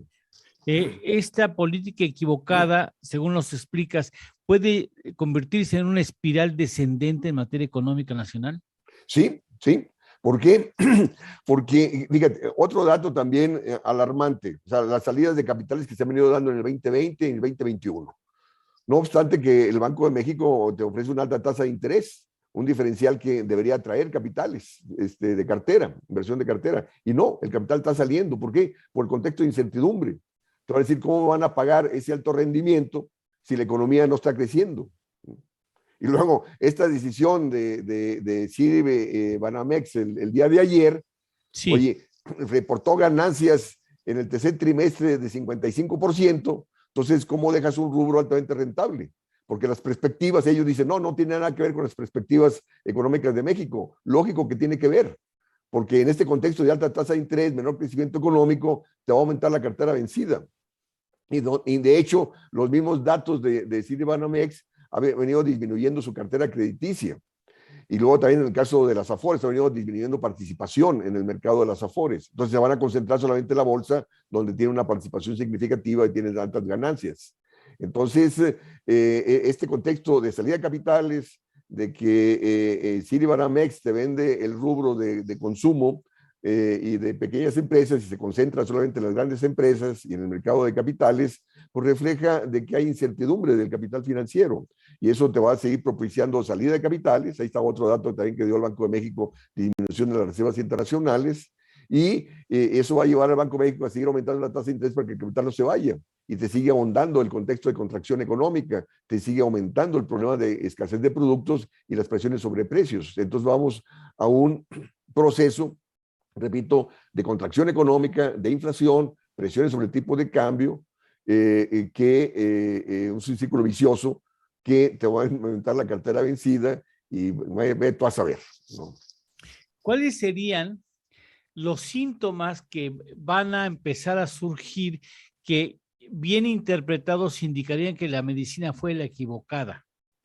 Mira, la cuestión es que ante esta inflación, pues lógico, va a haber una demanda de incremento salarial, pero el contexto de desempleo y subempleo existente te presiona a la baja los salarios. Claro. Entonces, lo que ha venido aconteciendo, si no tuvimos la estructura salarial que da la misma Secretaría del Trabajo, ha aumentado el número de trabajadores que ganan entre 1 y 2 salarios mínimos y ya ha disminuido los trabajadores que ganan arriba de 2 salarios mínimos. Es decir, se ha depauperado la estructura salarial. O sea, la clase media ha sido altamente afectada. Y por lo tanto, esto se traduce en mayores problemas económicos, políticos y sociales. Y que la gente va a salir más a las calles a protestar, ahora que disminuya bueno, esperemos que disminuya en algún momento la pandemia, sí, o sea, no le va a ser fácil al gobierno dirimir los últimos 3 años de su gobierno en este contexto, repito, de estancamiento con inflación, desempleo. Por último, Arturo, para no abusar mucho de tu tiempo, independientemente del reconocimiento que la pandemia ha jugado un papel importante en el entorno económico nacional, el balance de pandemia más políticas económicas equivocadas para atender la coyuntura que se presenta previa a la pandemia y en la pandemia y posterior a la pandemia, pudieran garantizar que, o pudieran derivar en que México tenga al final de la presente administración un entorno de pobreza y pobreza extrema más fuerte que el que recibió el presidente? Sí, sí, sí. De hecho, los mismos datos lo están reflejando, que a pesar de las políticas sociales que tanto el gobierno festeja, la pobreza se ha incrementado. Los mismos datos de Coneval lo demuestran. Entonces, ¿por qué? Porque la pobreza, Eduardo, se combate generando empleo bien remunerado y no existe política de empleo. O sea, sigue el problema de desempleo, de subempleo, y a pesar del incremento de los salarios mínimos, repito, la estructura salarial se ha deteriorado. O sea, lo que hacen los empresarios es desocupan a aquellos que ganan más de 2, 3 salarios mínimos y los vuelven a contratar con 2 salarios mínimos. Entonces, eso te está depauperando la estructura salarial, te está deteriorando el poder adquisitivo de la población y te disminuye demanda, te disminuye el crecimiento económico, estamos en ese círculo vicioso. Entonces, y el problema también, o sea, es para que el gobierno tuviera una política de apoyo a los desempleados para que no se expongan ante el contagio de la pandemia. No lo hizo en el 2020, no lo hizo en el 2021, no lo está haciendo actualmente, y de ahí que sigue creciendo el número de contagios. Y todo en la percepción de no endeudarse, de no caer en déficit fiscal. Oye, muchos gobiernos dejaron de lado los preceptos ortodoxos de austeridad fiscal y no endeudamiento y procedieron a apoyar empresas, apoyar a desempleados, al combate a la pandemia, independientemente del endeudamiento, y bajaron la tasa de interés a niveles cercanos a 0. En cambio aquí, repito, no se apoyó a empresas, de ahí el gran quiebre de empresas que se dio en 18 meses, alrededor de 400,000 empresas, y eso implica menos capacidad productiva, menos capacidad de generar riqueza, de crecimiento, menos capacidad de generar empleos. Entonces de ahí que vamos a un estancamiento prolongado en el país, con presiones inflacionarias, con desempleo, deterioro del nivel de vida de la población, que se traduce en problemas políticos y sociales. Arturo, muchas gracias. Estaremos en contacto contigo con mayor frecuencia para que nos des tu interpretación y tu valoración de lo que está sucediendo en el país. Muchas gracias por estar con nosotros aquí en Torno al Dinero. Al contrario, Eduardo, muchas gracias y lo mejor para ti en este 2022. Igualmente, que sea buen año. Gracias. Que haya salud, que haya armonía en casa. Gracias. Gracias. Hacemos una pausa. Después de la pausa, ¿de qué nos vas a hablar, Miriam? Vamos a platicar sobre las emociones y los hábitos de consumo. Bien, después de una pausa. ¿Tenemos saludos, Francisco? Claro que sí. George Wisniewski nos dice, el día empezó en 6 centígrados aquí en Juriquilla. Saludos a todo el grupo de Entorno. Rocío Veraza nos dice, hola equipo de Entorno al Dinero. Hola, estamos Rocío. a 7 grados aquí en la alcaldía Miguel Hidalgo, en la Ciudad de México. Qué Un bueno, abrazo. Saludos. Ahí tenemos que echarnos unos tacos en la Pingüica, Rocío. Y también Enrique González nos dice, saludos a todo el equipo de Entorno al Dinero. Saludos desde Michigan, amaneciendo a 1 centígrado bajo 0. Excelente miércoles a todos. Bueno, son los saludos que tenemos, Eduardo. Después de una pausa, Miriam Gutiérrez y tendremos también a Javier Treviño. Regresamos. Esto es En Torno al Dinero. Con Eduardo Torreblanca y Miriam Gutiérrez. Hacemos una pequeña pausa y continuamos. En México, sí, acá viene a reuniones. Sí, ¿cómo están? ¿Bien? Bien, todo muy bien, afortunadamente. ¿Tú cómo estás? Pues bien también. Ahí, echándole ganas. Qué bueno. Sano todavía. Eso, pues eso es lo importante, mantenernos ahí sanos. Pues sí, a ver qué tal, ¿no? Exacto. ¿Te vas a comprar Banamex? ¿Quién le va a comprar? ¿Ricardo Salinas o quién? ¿Qué decían? Y Ricardo Salinas dijo que le entra a ver si le gusta el precio para comprar ese changarro, pero exacto. Yo le iría, con todo respeto, le iría mejor a Banorte. Sí. ¿No? Sí, no sé si es algo que le convenga a Banorte, ese es el asunto, ¿no? Yo creo que tiene un segmento que es muy, muy lucidor en México, la banca del menudeo. Sí. Ahora, en esa banca, Salinas Pliego ha sido muy, muy abusado, ¿no? En cómo plantear su banca de pobres y su tienda de pobres y su televisión de pobres, ¿no? Sí, exacto. Lo tiene muy bien explotado. Salinas. Exacto, sí, exacto. A lo mejor es el más natural. Sí. Slim, serio. Pues sí, también. A ver si va a ser si va a seguir siendo un banco de clase media o se va al segmento C, Depende Ajá. a quién le entregues el banco, ¿no? Exactamente, correcto. Eso no está muy claro. Y además, bueno, pues ahora yo creo que lo que realmente en el mundo está avanzando pues son los neobanks, los bancos Sí. digitales, ¿no? Claro, que hay. Bueno, regresamos. Vamos con Miriam y después vamos. Ya estamos de regreso. Esto es En torno al dinero. Con Eduardo Torreblanca Llanes. Ya estamos de regreso con ustedes y en la sección de finanzas personales vamos a platicar la mañana de hoy de nuestras emociones y nuestros hábitos de consumo. Nuestras finanzas, sin duda alguna, son herramientas que nos permiten alcanzar los objetivos personales.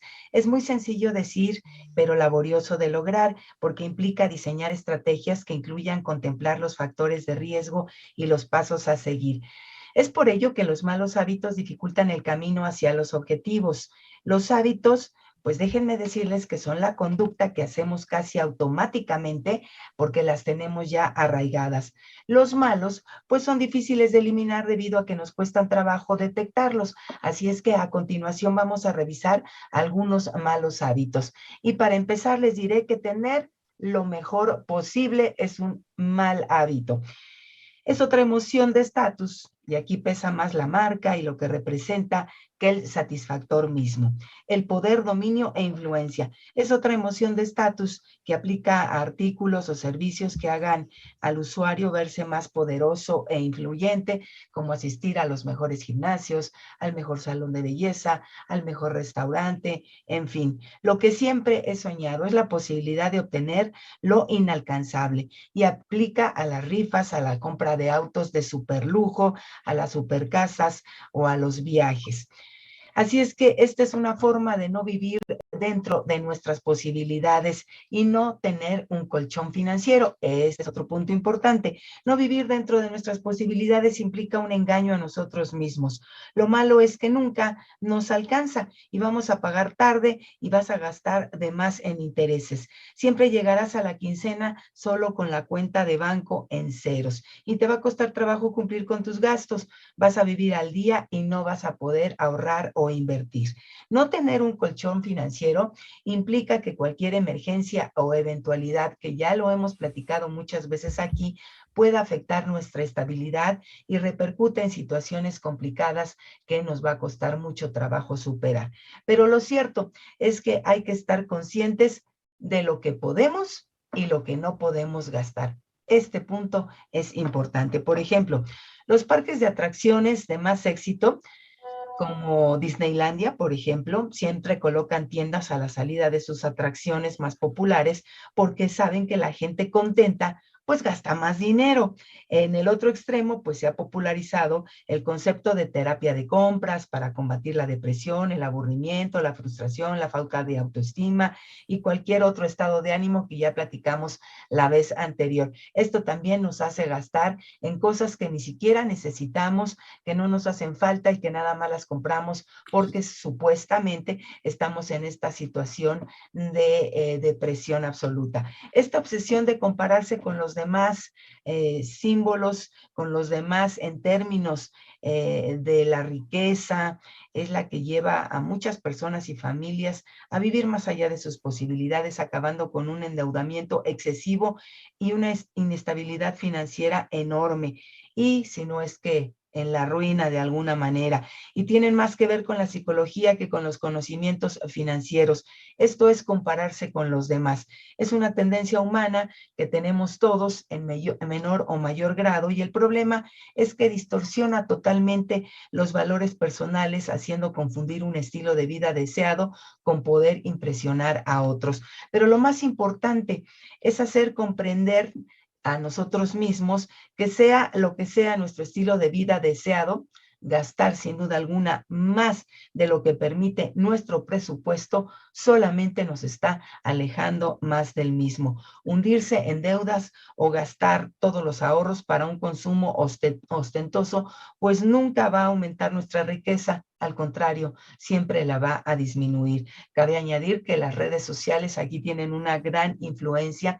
porque con el afán de compararse e intentar impresionar a los demás, pues esto nos lleva también a gastar de más. Hay muchas personas que solamente publican un estatus de vida, es decir, suben fotografías de sus momentos más exitosos, más alegres, en restaurantes, de comida, divirtiéndose, pero están demostrando que quizás tengan un vacío interior enorme y quizás no tengan la posibilidad económica de hacer todos esos gastos, utilizan su tarjeta de crédito, se endeudan queriendo mostrar un estilo de vida que ni siquiera tienen. Así es que tengan mucho cuidado con todo esto, no gasten de más, ahorren lo más posible para que el día de mañana vivan sin ninguna preocupación. No presuman fiestas, viajes, comidas que no pueden ustedes realmente solventar. Mejor hay que pensar en lo que realmente necesitamos y hay que pensar siempre, y lo hemos dicho aquí muchas veces, en un ahorro considerable al mes. Así es que estos son los consejos del día de hoy y los dejamos con nuestra frase final que dice así: debes obtener control sobre tu dinero o la falta de él te controlará para siempre. Esto lo dijo Dave Ramsey. Bien, muchas gracias. Como siempre, y me parece fundamental el hecho, no gaste más de lo que percibe y ahorre, porque quién sabe cómo se vienen los momentos en el mundo, no solamente en México, se vienen momentos difíciles. Muchas gracias, Miriam. Y vamos, recordemos que hace un año, poco más de un año y días, vimos algo, presenciamos algo en la televisión mundial que decía, ¿qué está pasando en Estados Unidos? Se le van al Capitolio, toma el Congreso, una turba de inconformes que le creyeron a Trump en el sentido que había habido fraude electoral. ¿Dónde he escuchado eso? Fraude electoral en la Unión Americana. ¿Y esto qué significado tiene? Es el tema que hoy trata Javier. Te agradezco mucho que nos ayudes a comprender el significado de ese evento histórico inédito en los tiempos actuales. Buenos días, Eduardo. Sí, yo creo que es algo muy relevante. Bueno, en primer lugar, feliz año a todos los compañeros del equipo y a todos quienes nos escuchan y nos ven. Efectivamente, el 6 de enero pasado se cumplió un año del asalto al Capitolio en Washington y vimos en televisión cómo el entonces presidente Donald Trump exhortaba a los asistentes a un meeting cerca de la Casa Blanca a exigir que los miembros del Congreso y el vicepresidente Mike Pence se opusieran al conteo de votos del colegio electoral. Entonces, al mismo tiempo, las cámaras de televisión enfocaban a miles de partidarios de Trump que irrumpieron en el Capitolio. Los estadounidenses no han llegado al fin de esta crisis, Eduardo. Sigue la desinformación. Los fiscales federales han acusado a más de 700 personas por delitos relacionados con el ataque. Hay un comité selecto del Congreso que busca descubrir los detalles de lo que sucedió, quién fue el responsable. Y fíjate que hay un profesor de la Universidad de Harvard, Eduardo, se llama Alexander Keysar, él es profesor de historia. Impartió un curso que examinó el ataque del 6 de enero y lo puso en perspectiva histórica. Y el objetivo de las primeras 4 semanas del curso pues era tratar de encontrar respuestas a las preguntas más elementales, ¿no? ¿Qué pasó exactamente? ¿Cómo podemos llamar este evento? ¿Cuál es la cronología precisa de todos los eventos? ¿Cómo terminó? ¿Quiénes eran los actores? ¿Quién estaba en el meeting que ocurrió antes? Yo creo que había muy poca claridad hace un año, en febrero o marzo de 2021. Y el profesor de Harvard nos da una lección a los que tratamos de interpretar un evento en el momento en que ocurre. Y eso pasa con todos los que opinamos y los que decimos, porque realmente el tiempo nos ayuda a entenderlo con otra perspectiva. El profesor Keysar nos dice que días después del ataque había un conjunto de suposiciones de que realmente no sabíamos lo que había sucedido y por lo tanto pues no podíamos comenzar a evaluar su importancia. En ese momento hubo un enfoque dominante en esos actores escandalosos, los alborotadores del ataque, los que acabas de mencionar tú, y lo que parecía ser un conjunto de eventos bastante incipientes, aunque muy inquietantes ese día, el 6 de enero. La otra cosa que estaba dando forma a lo que veíamos en ese primer mes por los medios fue el hecho de que después de que se despejó el Capitolio, el Congreso regresó, hizo su trabajo, anunció la elección de Biden y luego numerosos líderes republicanos denunciaron los eventos. Entonces, la forma en que apareció durante un tiempo, o sea, la primavera pasada, fue como si hubiera sido una manifestación que se había convertido en un ataque al Capitolio que estaba encabezado por grupos radicales de derecha, que estaban aprovechando el momento para perseguir sus objetivos y sus agendas propias. Bueno, eso es hace un año. A un año de distancia, las cosas se ven muy diferentes. El profesor de Harvard nos dice, la información que ha estado saliendo revela un alto y constante nivel de compromiso con este evento por parte de los funcionarios de la Casa Blanca, de Trump, incluido el presidente Trump, su personal de apoyo, personas cercanas a él. Dice, ahora sabemos que había un centro de comando en el Hotel Willard. El Hotel Willard está ahí enfrente de la Casa Blanca, muy cerca del obelisco, en la calle Pensilvania, y que los mensajes de texto circulaban entre los funcionarios de la Casa Blanca, los principales republicanos, los miembros del Congreso e incluso la cadena Fox News. Ahora sabemos también de una supuesta estrategia constitucional, legal, para inducir al vicepresidente Pence a rechazar los votos electorales de ciertos estados, lo que luego podría conducir a un proceso que podría llevar a anunciar que Trump había ganado las elecciones.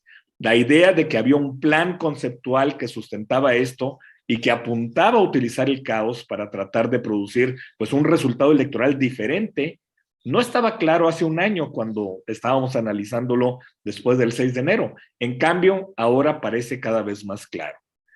Y en ese curso del profesor Keysar pues, se revisaron analogías históricas de la Alemania en la década de 1920 y 1930, lo que ocurrió en Kansas en la década de 1850, lo que ocurrió en Wilmington, Carolina del Norte en 1898, que fue el único golpe exitoso en la historia de Estados Unidos. Entonces, los hilos históricos que se desprenden de las analogías, pues ayudan al observador a determinar si esos eventos están vinculados de alguna manera con el presente. Obviamente siempre hay riesgos cuando se abusa del pensamiento por analogía, pero lo que pasó el 6 de enero fue una amenaza al orden democrático de Estados Unidos, pero todavía no sabemos cuál va a ser su significado final. Todo va a depender de lo que se desarrolle en los próximos años como consecuencia de eso. Las cosas sí podrían regresar a la normalidad, pero también hay otro camino que transitaría por las elecciones del 2022, de este año, de noviembre, y del 2024. Podría haber pues una deslegitimación total de los procesos electorales. Sería una vía antidemocrática, una vía destructiva.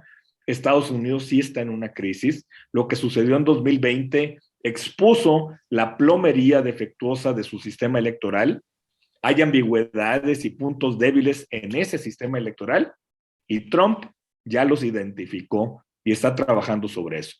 La polarización en Estados Unidos es brutal.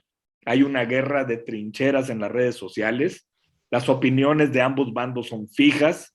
Ninguna nueva narrativa las va a cambiar. Al contrario, hay dos narrativas en conflicto. Hay dos segmentos de la población muy grandes que creen en cosas diferentes. Son dos grupos irreconciliables. Los partidarios de Trump pues no ven CNN, no leen el New York Times o el Washington Post. Su fuente de información es Fox News, cuando mucho, ¿no? Y un país no puede ser gobernable por mucho tiempo cuando dos narrativas diferentes persisten entre grandes grupos de la población y cuando vemos las barbas de nuestro vecino cortar, pues hay que poner las nuestras a remojar, porque hay cosas que se parecen, sí, desafortunadamente. Mucho. Precisamente estaba yo notando la polarización a la que haces referencia, las narrativas extremas e irreconciliables, son cosas que están sucediendo en México mismo. Correcto, correcto. O sea, nos podemos ver identificar claramente en ese espejo. Y además son narrativas extremas sembradas intencionalmente con el ánimo de dividir y mantener y reconciliar las partes en conflicto. Correcto.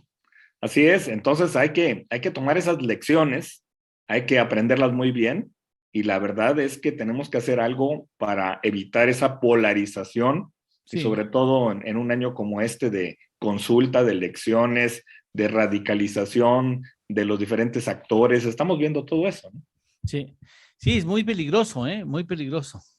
Muy peligroso. Yo no quiero imaginar si hoy tuviéramos una emergencia como la que ya hemos tenido en otras circunstancias que no quiero recordar específicamente, donde los mexicanos nos unimos y tuviéramos una contingencia natural, etcétera, etcétera, si los mexicanos reaccionaríamos igual o estaría ya sembrada la discordia que impediría tener un trabajo de unidad del país para enfrentar momentos difíciles.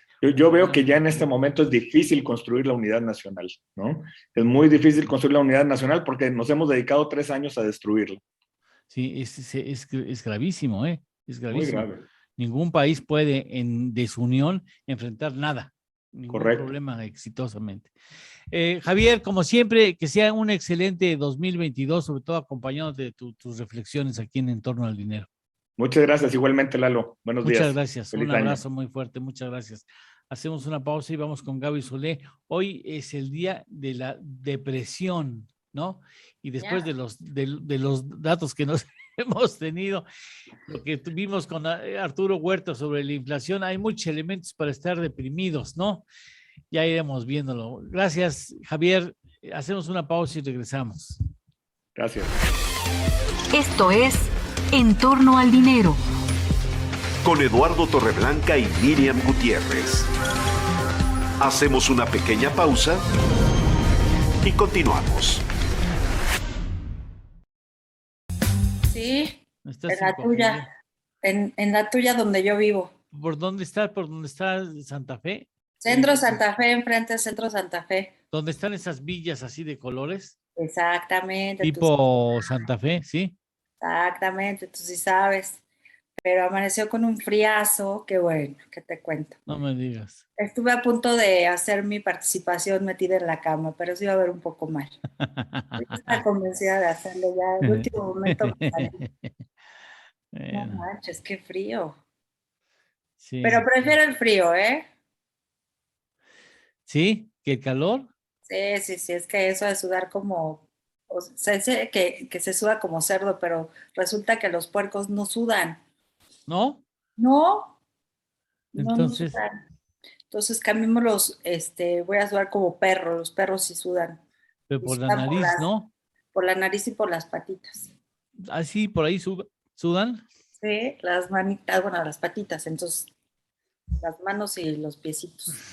Yo a mí tuve una experiencia con un cerdo. Ya no da tiempo para explicarla, pero además yo también, qué coincidencia. Sí, con carnitas, ¿no? No, ya sabes, dije, vamos a hablar de historias emocionales o No, bueno. Que no. Y para que no haya lugar a dudas, pasé contra un camión que transportaba cerdo. Ay, sí. Y entonces alguno de ellos decidió excretar cuando yo pasaba justo contra el camión con la ventana abierta. No, abierta. No, bueno. Y sabes que no se lo recomiendo a nadie. No, pues cómo. Es una experiencia horrible. Y aparte única. Yo decía, ese pinche cerdo no se ha dado cuenta que ya se murió.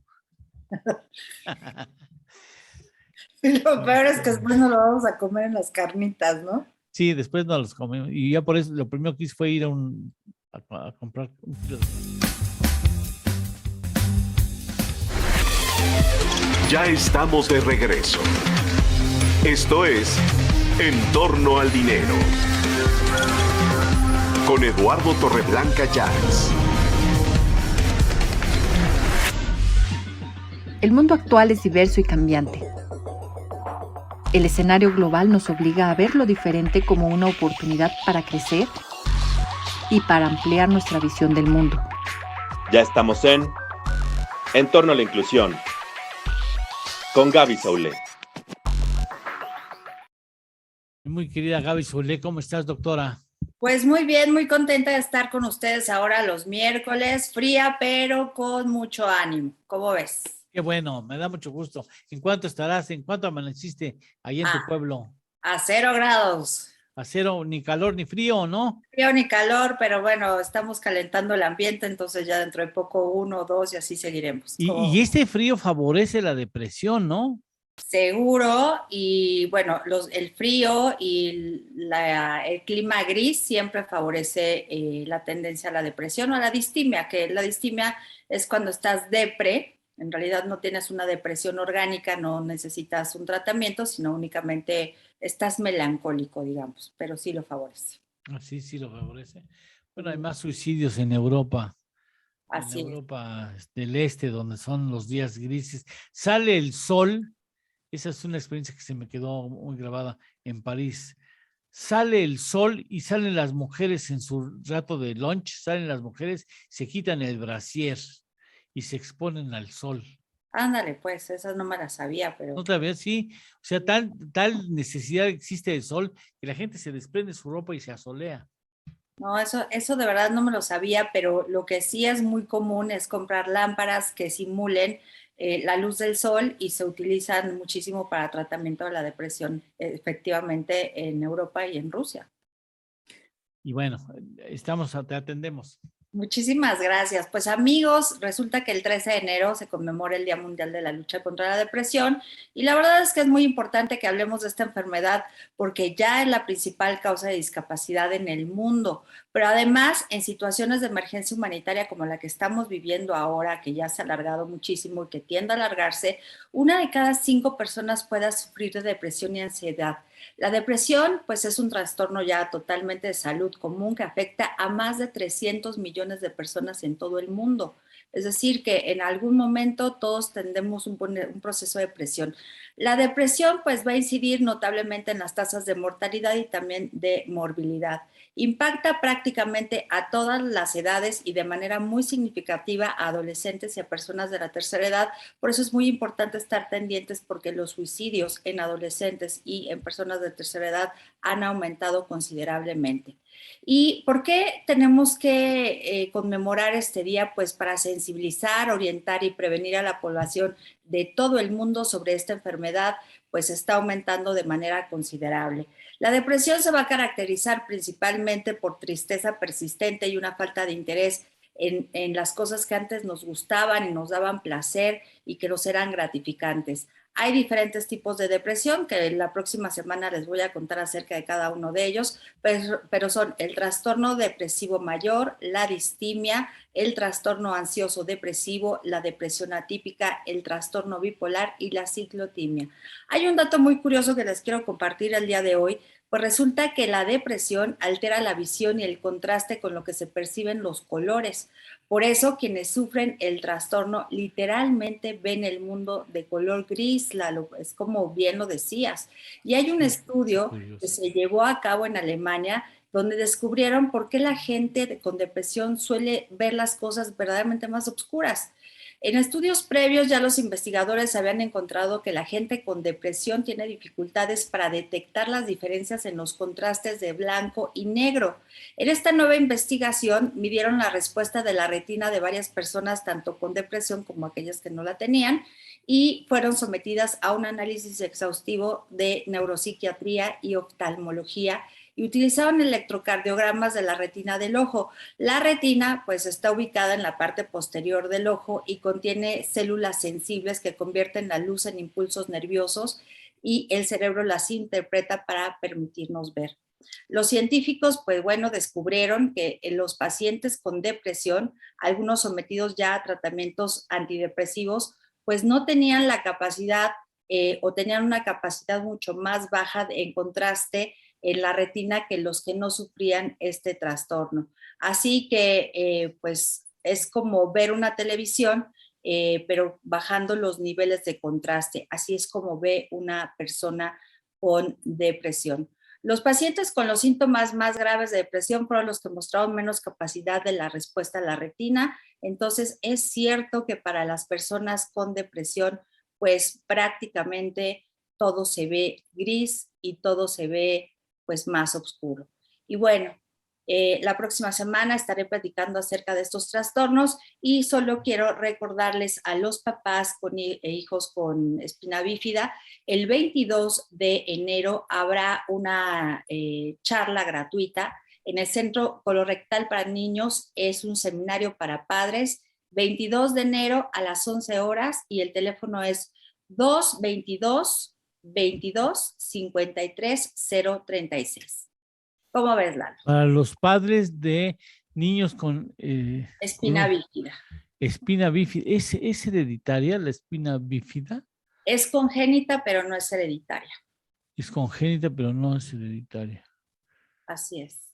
El 22. El 22 y es totalmente gratuita, es un grupo interdisciplinario de médicos muy destacados y entonces es una información que de verdad para los papás que tengan esta situación pues es muy valiosa. La situación es que es en Puebla, pero seguramente por ahí harán un Zoom o algo para los papás. Fíjate que a raíz de la pandemia, problemas de la depresión son mucho más frecuentes. Así es. Y nosotros pensábamos que solamente los adultos se deprimen, pero no, también los niños. Mayormente los adolescentes y los adultos, pero ya hay tendencia también de los niños, ya hay casos de niños que se están suicidando, de hecho. Niños de 7, 9 años. Qué terrible, ¿no? Procesos de depresión muy fuertes. O sea, que no vea salidas en la vida a los 70 años, pues a lo mejor... Exacto, para los 7, imagínate. Para ¿no? los 7, no manches, cuando tienes todo el escenario por delante apenas, ¿no? Sí, pero imagínate el escenario precisamente que tienes alrededor para poder pensar a los 7 años. ¿Y cómo los padres habrán contribuido para que los niños tengan esa visión? Hay un componente también genético de la depresión, que también estaremos hablando la próxima semana. Entonces, las personas que tienen depresión, pues sí, hay una historia de padres o familiares con antecedentes depresivos o con algún trastorno mental. Sí, bueno. ¿Tu doctorado de qué es? Es de educación. Educación, bien. Pues creo que ya no tenemos pausa comercial, ¿verdad, Miriam? No, me parece que ya no, pero tenemos muchos saludos. A ver, nos quedamos con Gaby, ¿Sí? Los saludos, sí. Podemos. A ver. A Joaquín Veloz Arellano, por supuesto, un gran abrazo. A Jorge Vázquez, hasta Arizona, desde el Valle del Sol, nos escribe y dice que está a 7 centígrados. También saludamos a Pedro Laverde, allá en Querétaro, a Raúl Chávez Zamudio, a Eduardo Carriola Nava, a Alex Escaldrufo, a Manuel Licea, a Rubén Sanabria Palacios, hasta Querétaro, a mi gran amigo Alex Laguna en el Estado de México, un saludo, a Muñoz MBL y a Gonzalo Zoé Vázquez desde Los Ángeles, allá en California. Nos saludan, muchísimas gracias a todos por sus comentarios. Francisco, ¿no tienes por ahí saldos Claro vencidos? Claro que sí. Marcela Cruz, que nos desea un excelente miércoles y nos saluda desde Saltillo, Coahuila. Y es el saludo que teníamos pendiente. Bien, pues ¿a qué hora son? Las horas del panzón, así decíamos nosotros de chico, ¿no? Sí. Ya Ya son las horas del panzón. faltan segunditos ya para las 7:57. Bueno, pues entonces ya ve despidiendo. Pues les agradecemos a nombre de todo este gran equipo, de Leti Razo Gómez, de Ernesto que nos acompaña allá desde Cocoyoc, también a Francisco, a Juan Núñez Jasso, Lalo Torreblanca, Gaby Saulé, todos nuestros colaboradores. A nombre de todos nosotros, muchísimas gracias por habernos acompañado como siempre. Les mandamos un gran abrazo, que tengan un muy bonito miércoles y los esperamos mañana en punto de las 6 de la mañana aquí en En Torno al Dinero. Muchas gracias, gracias. Llegamos al final de nuestra jornada. Acaba En Torno al Dinero con Eduardo Torreblanca Llanes.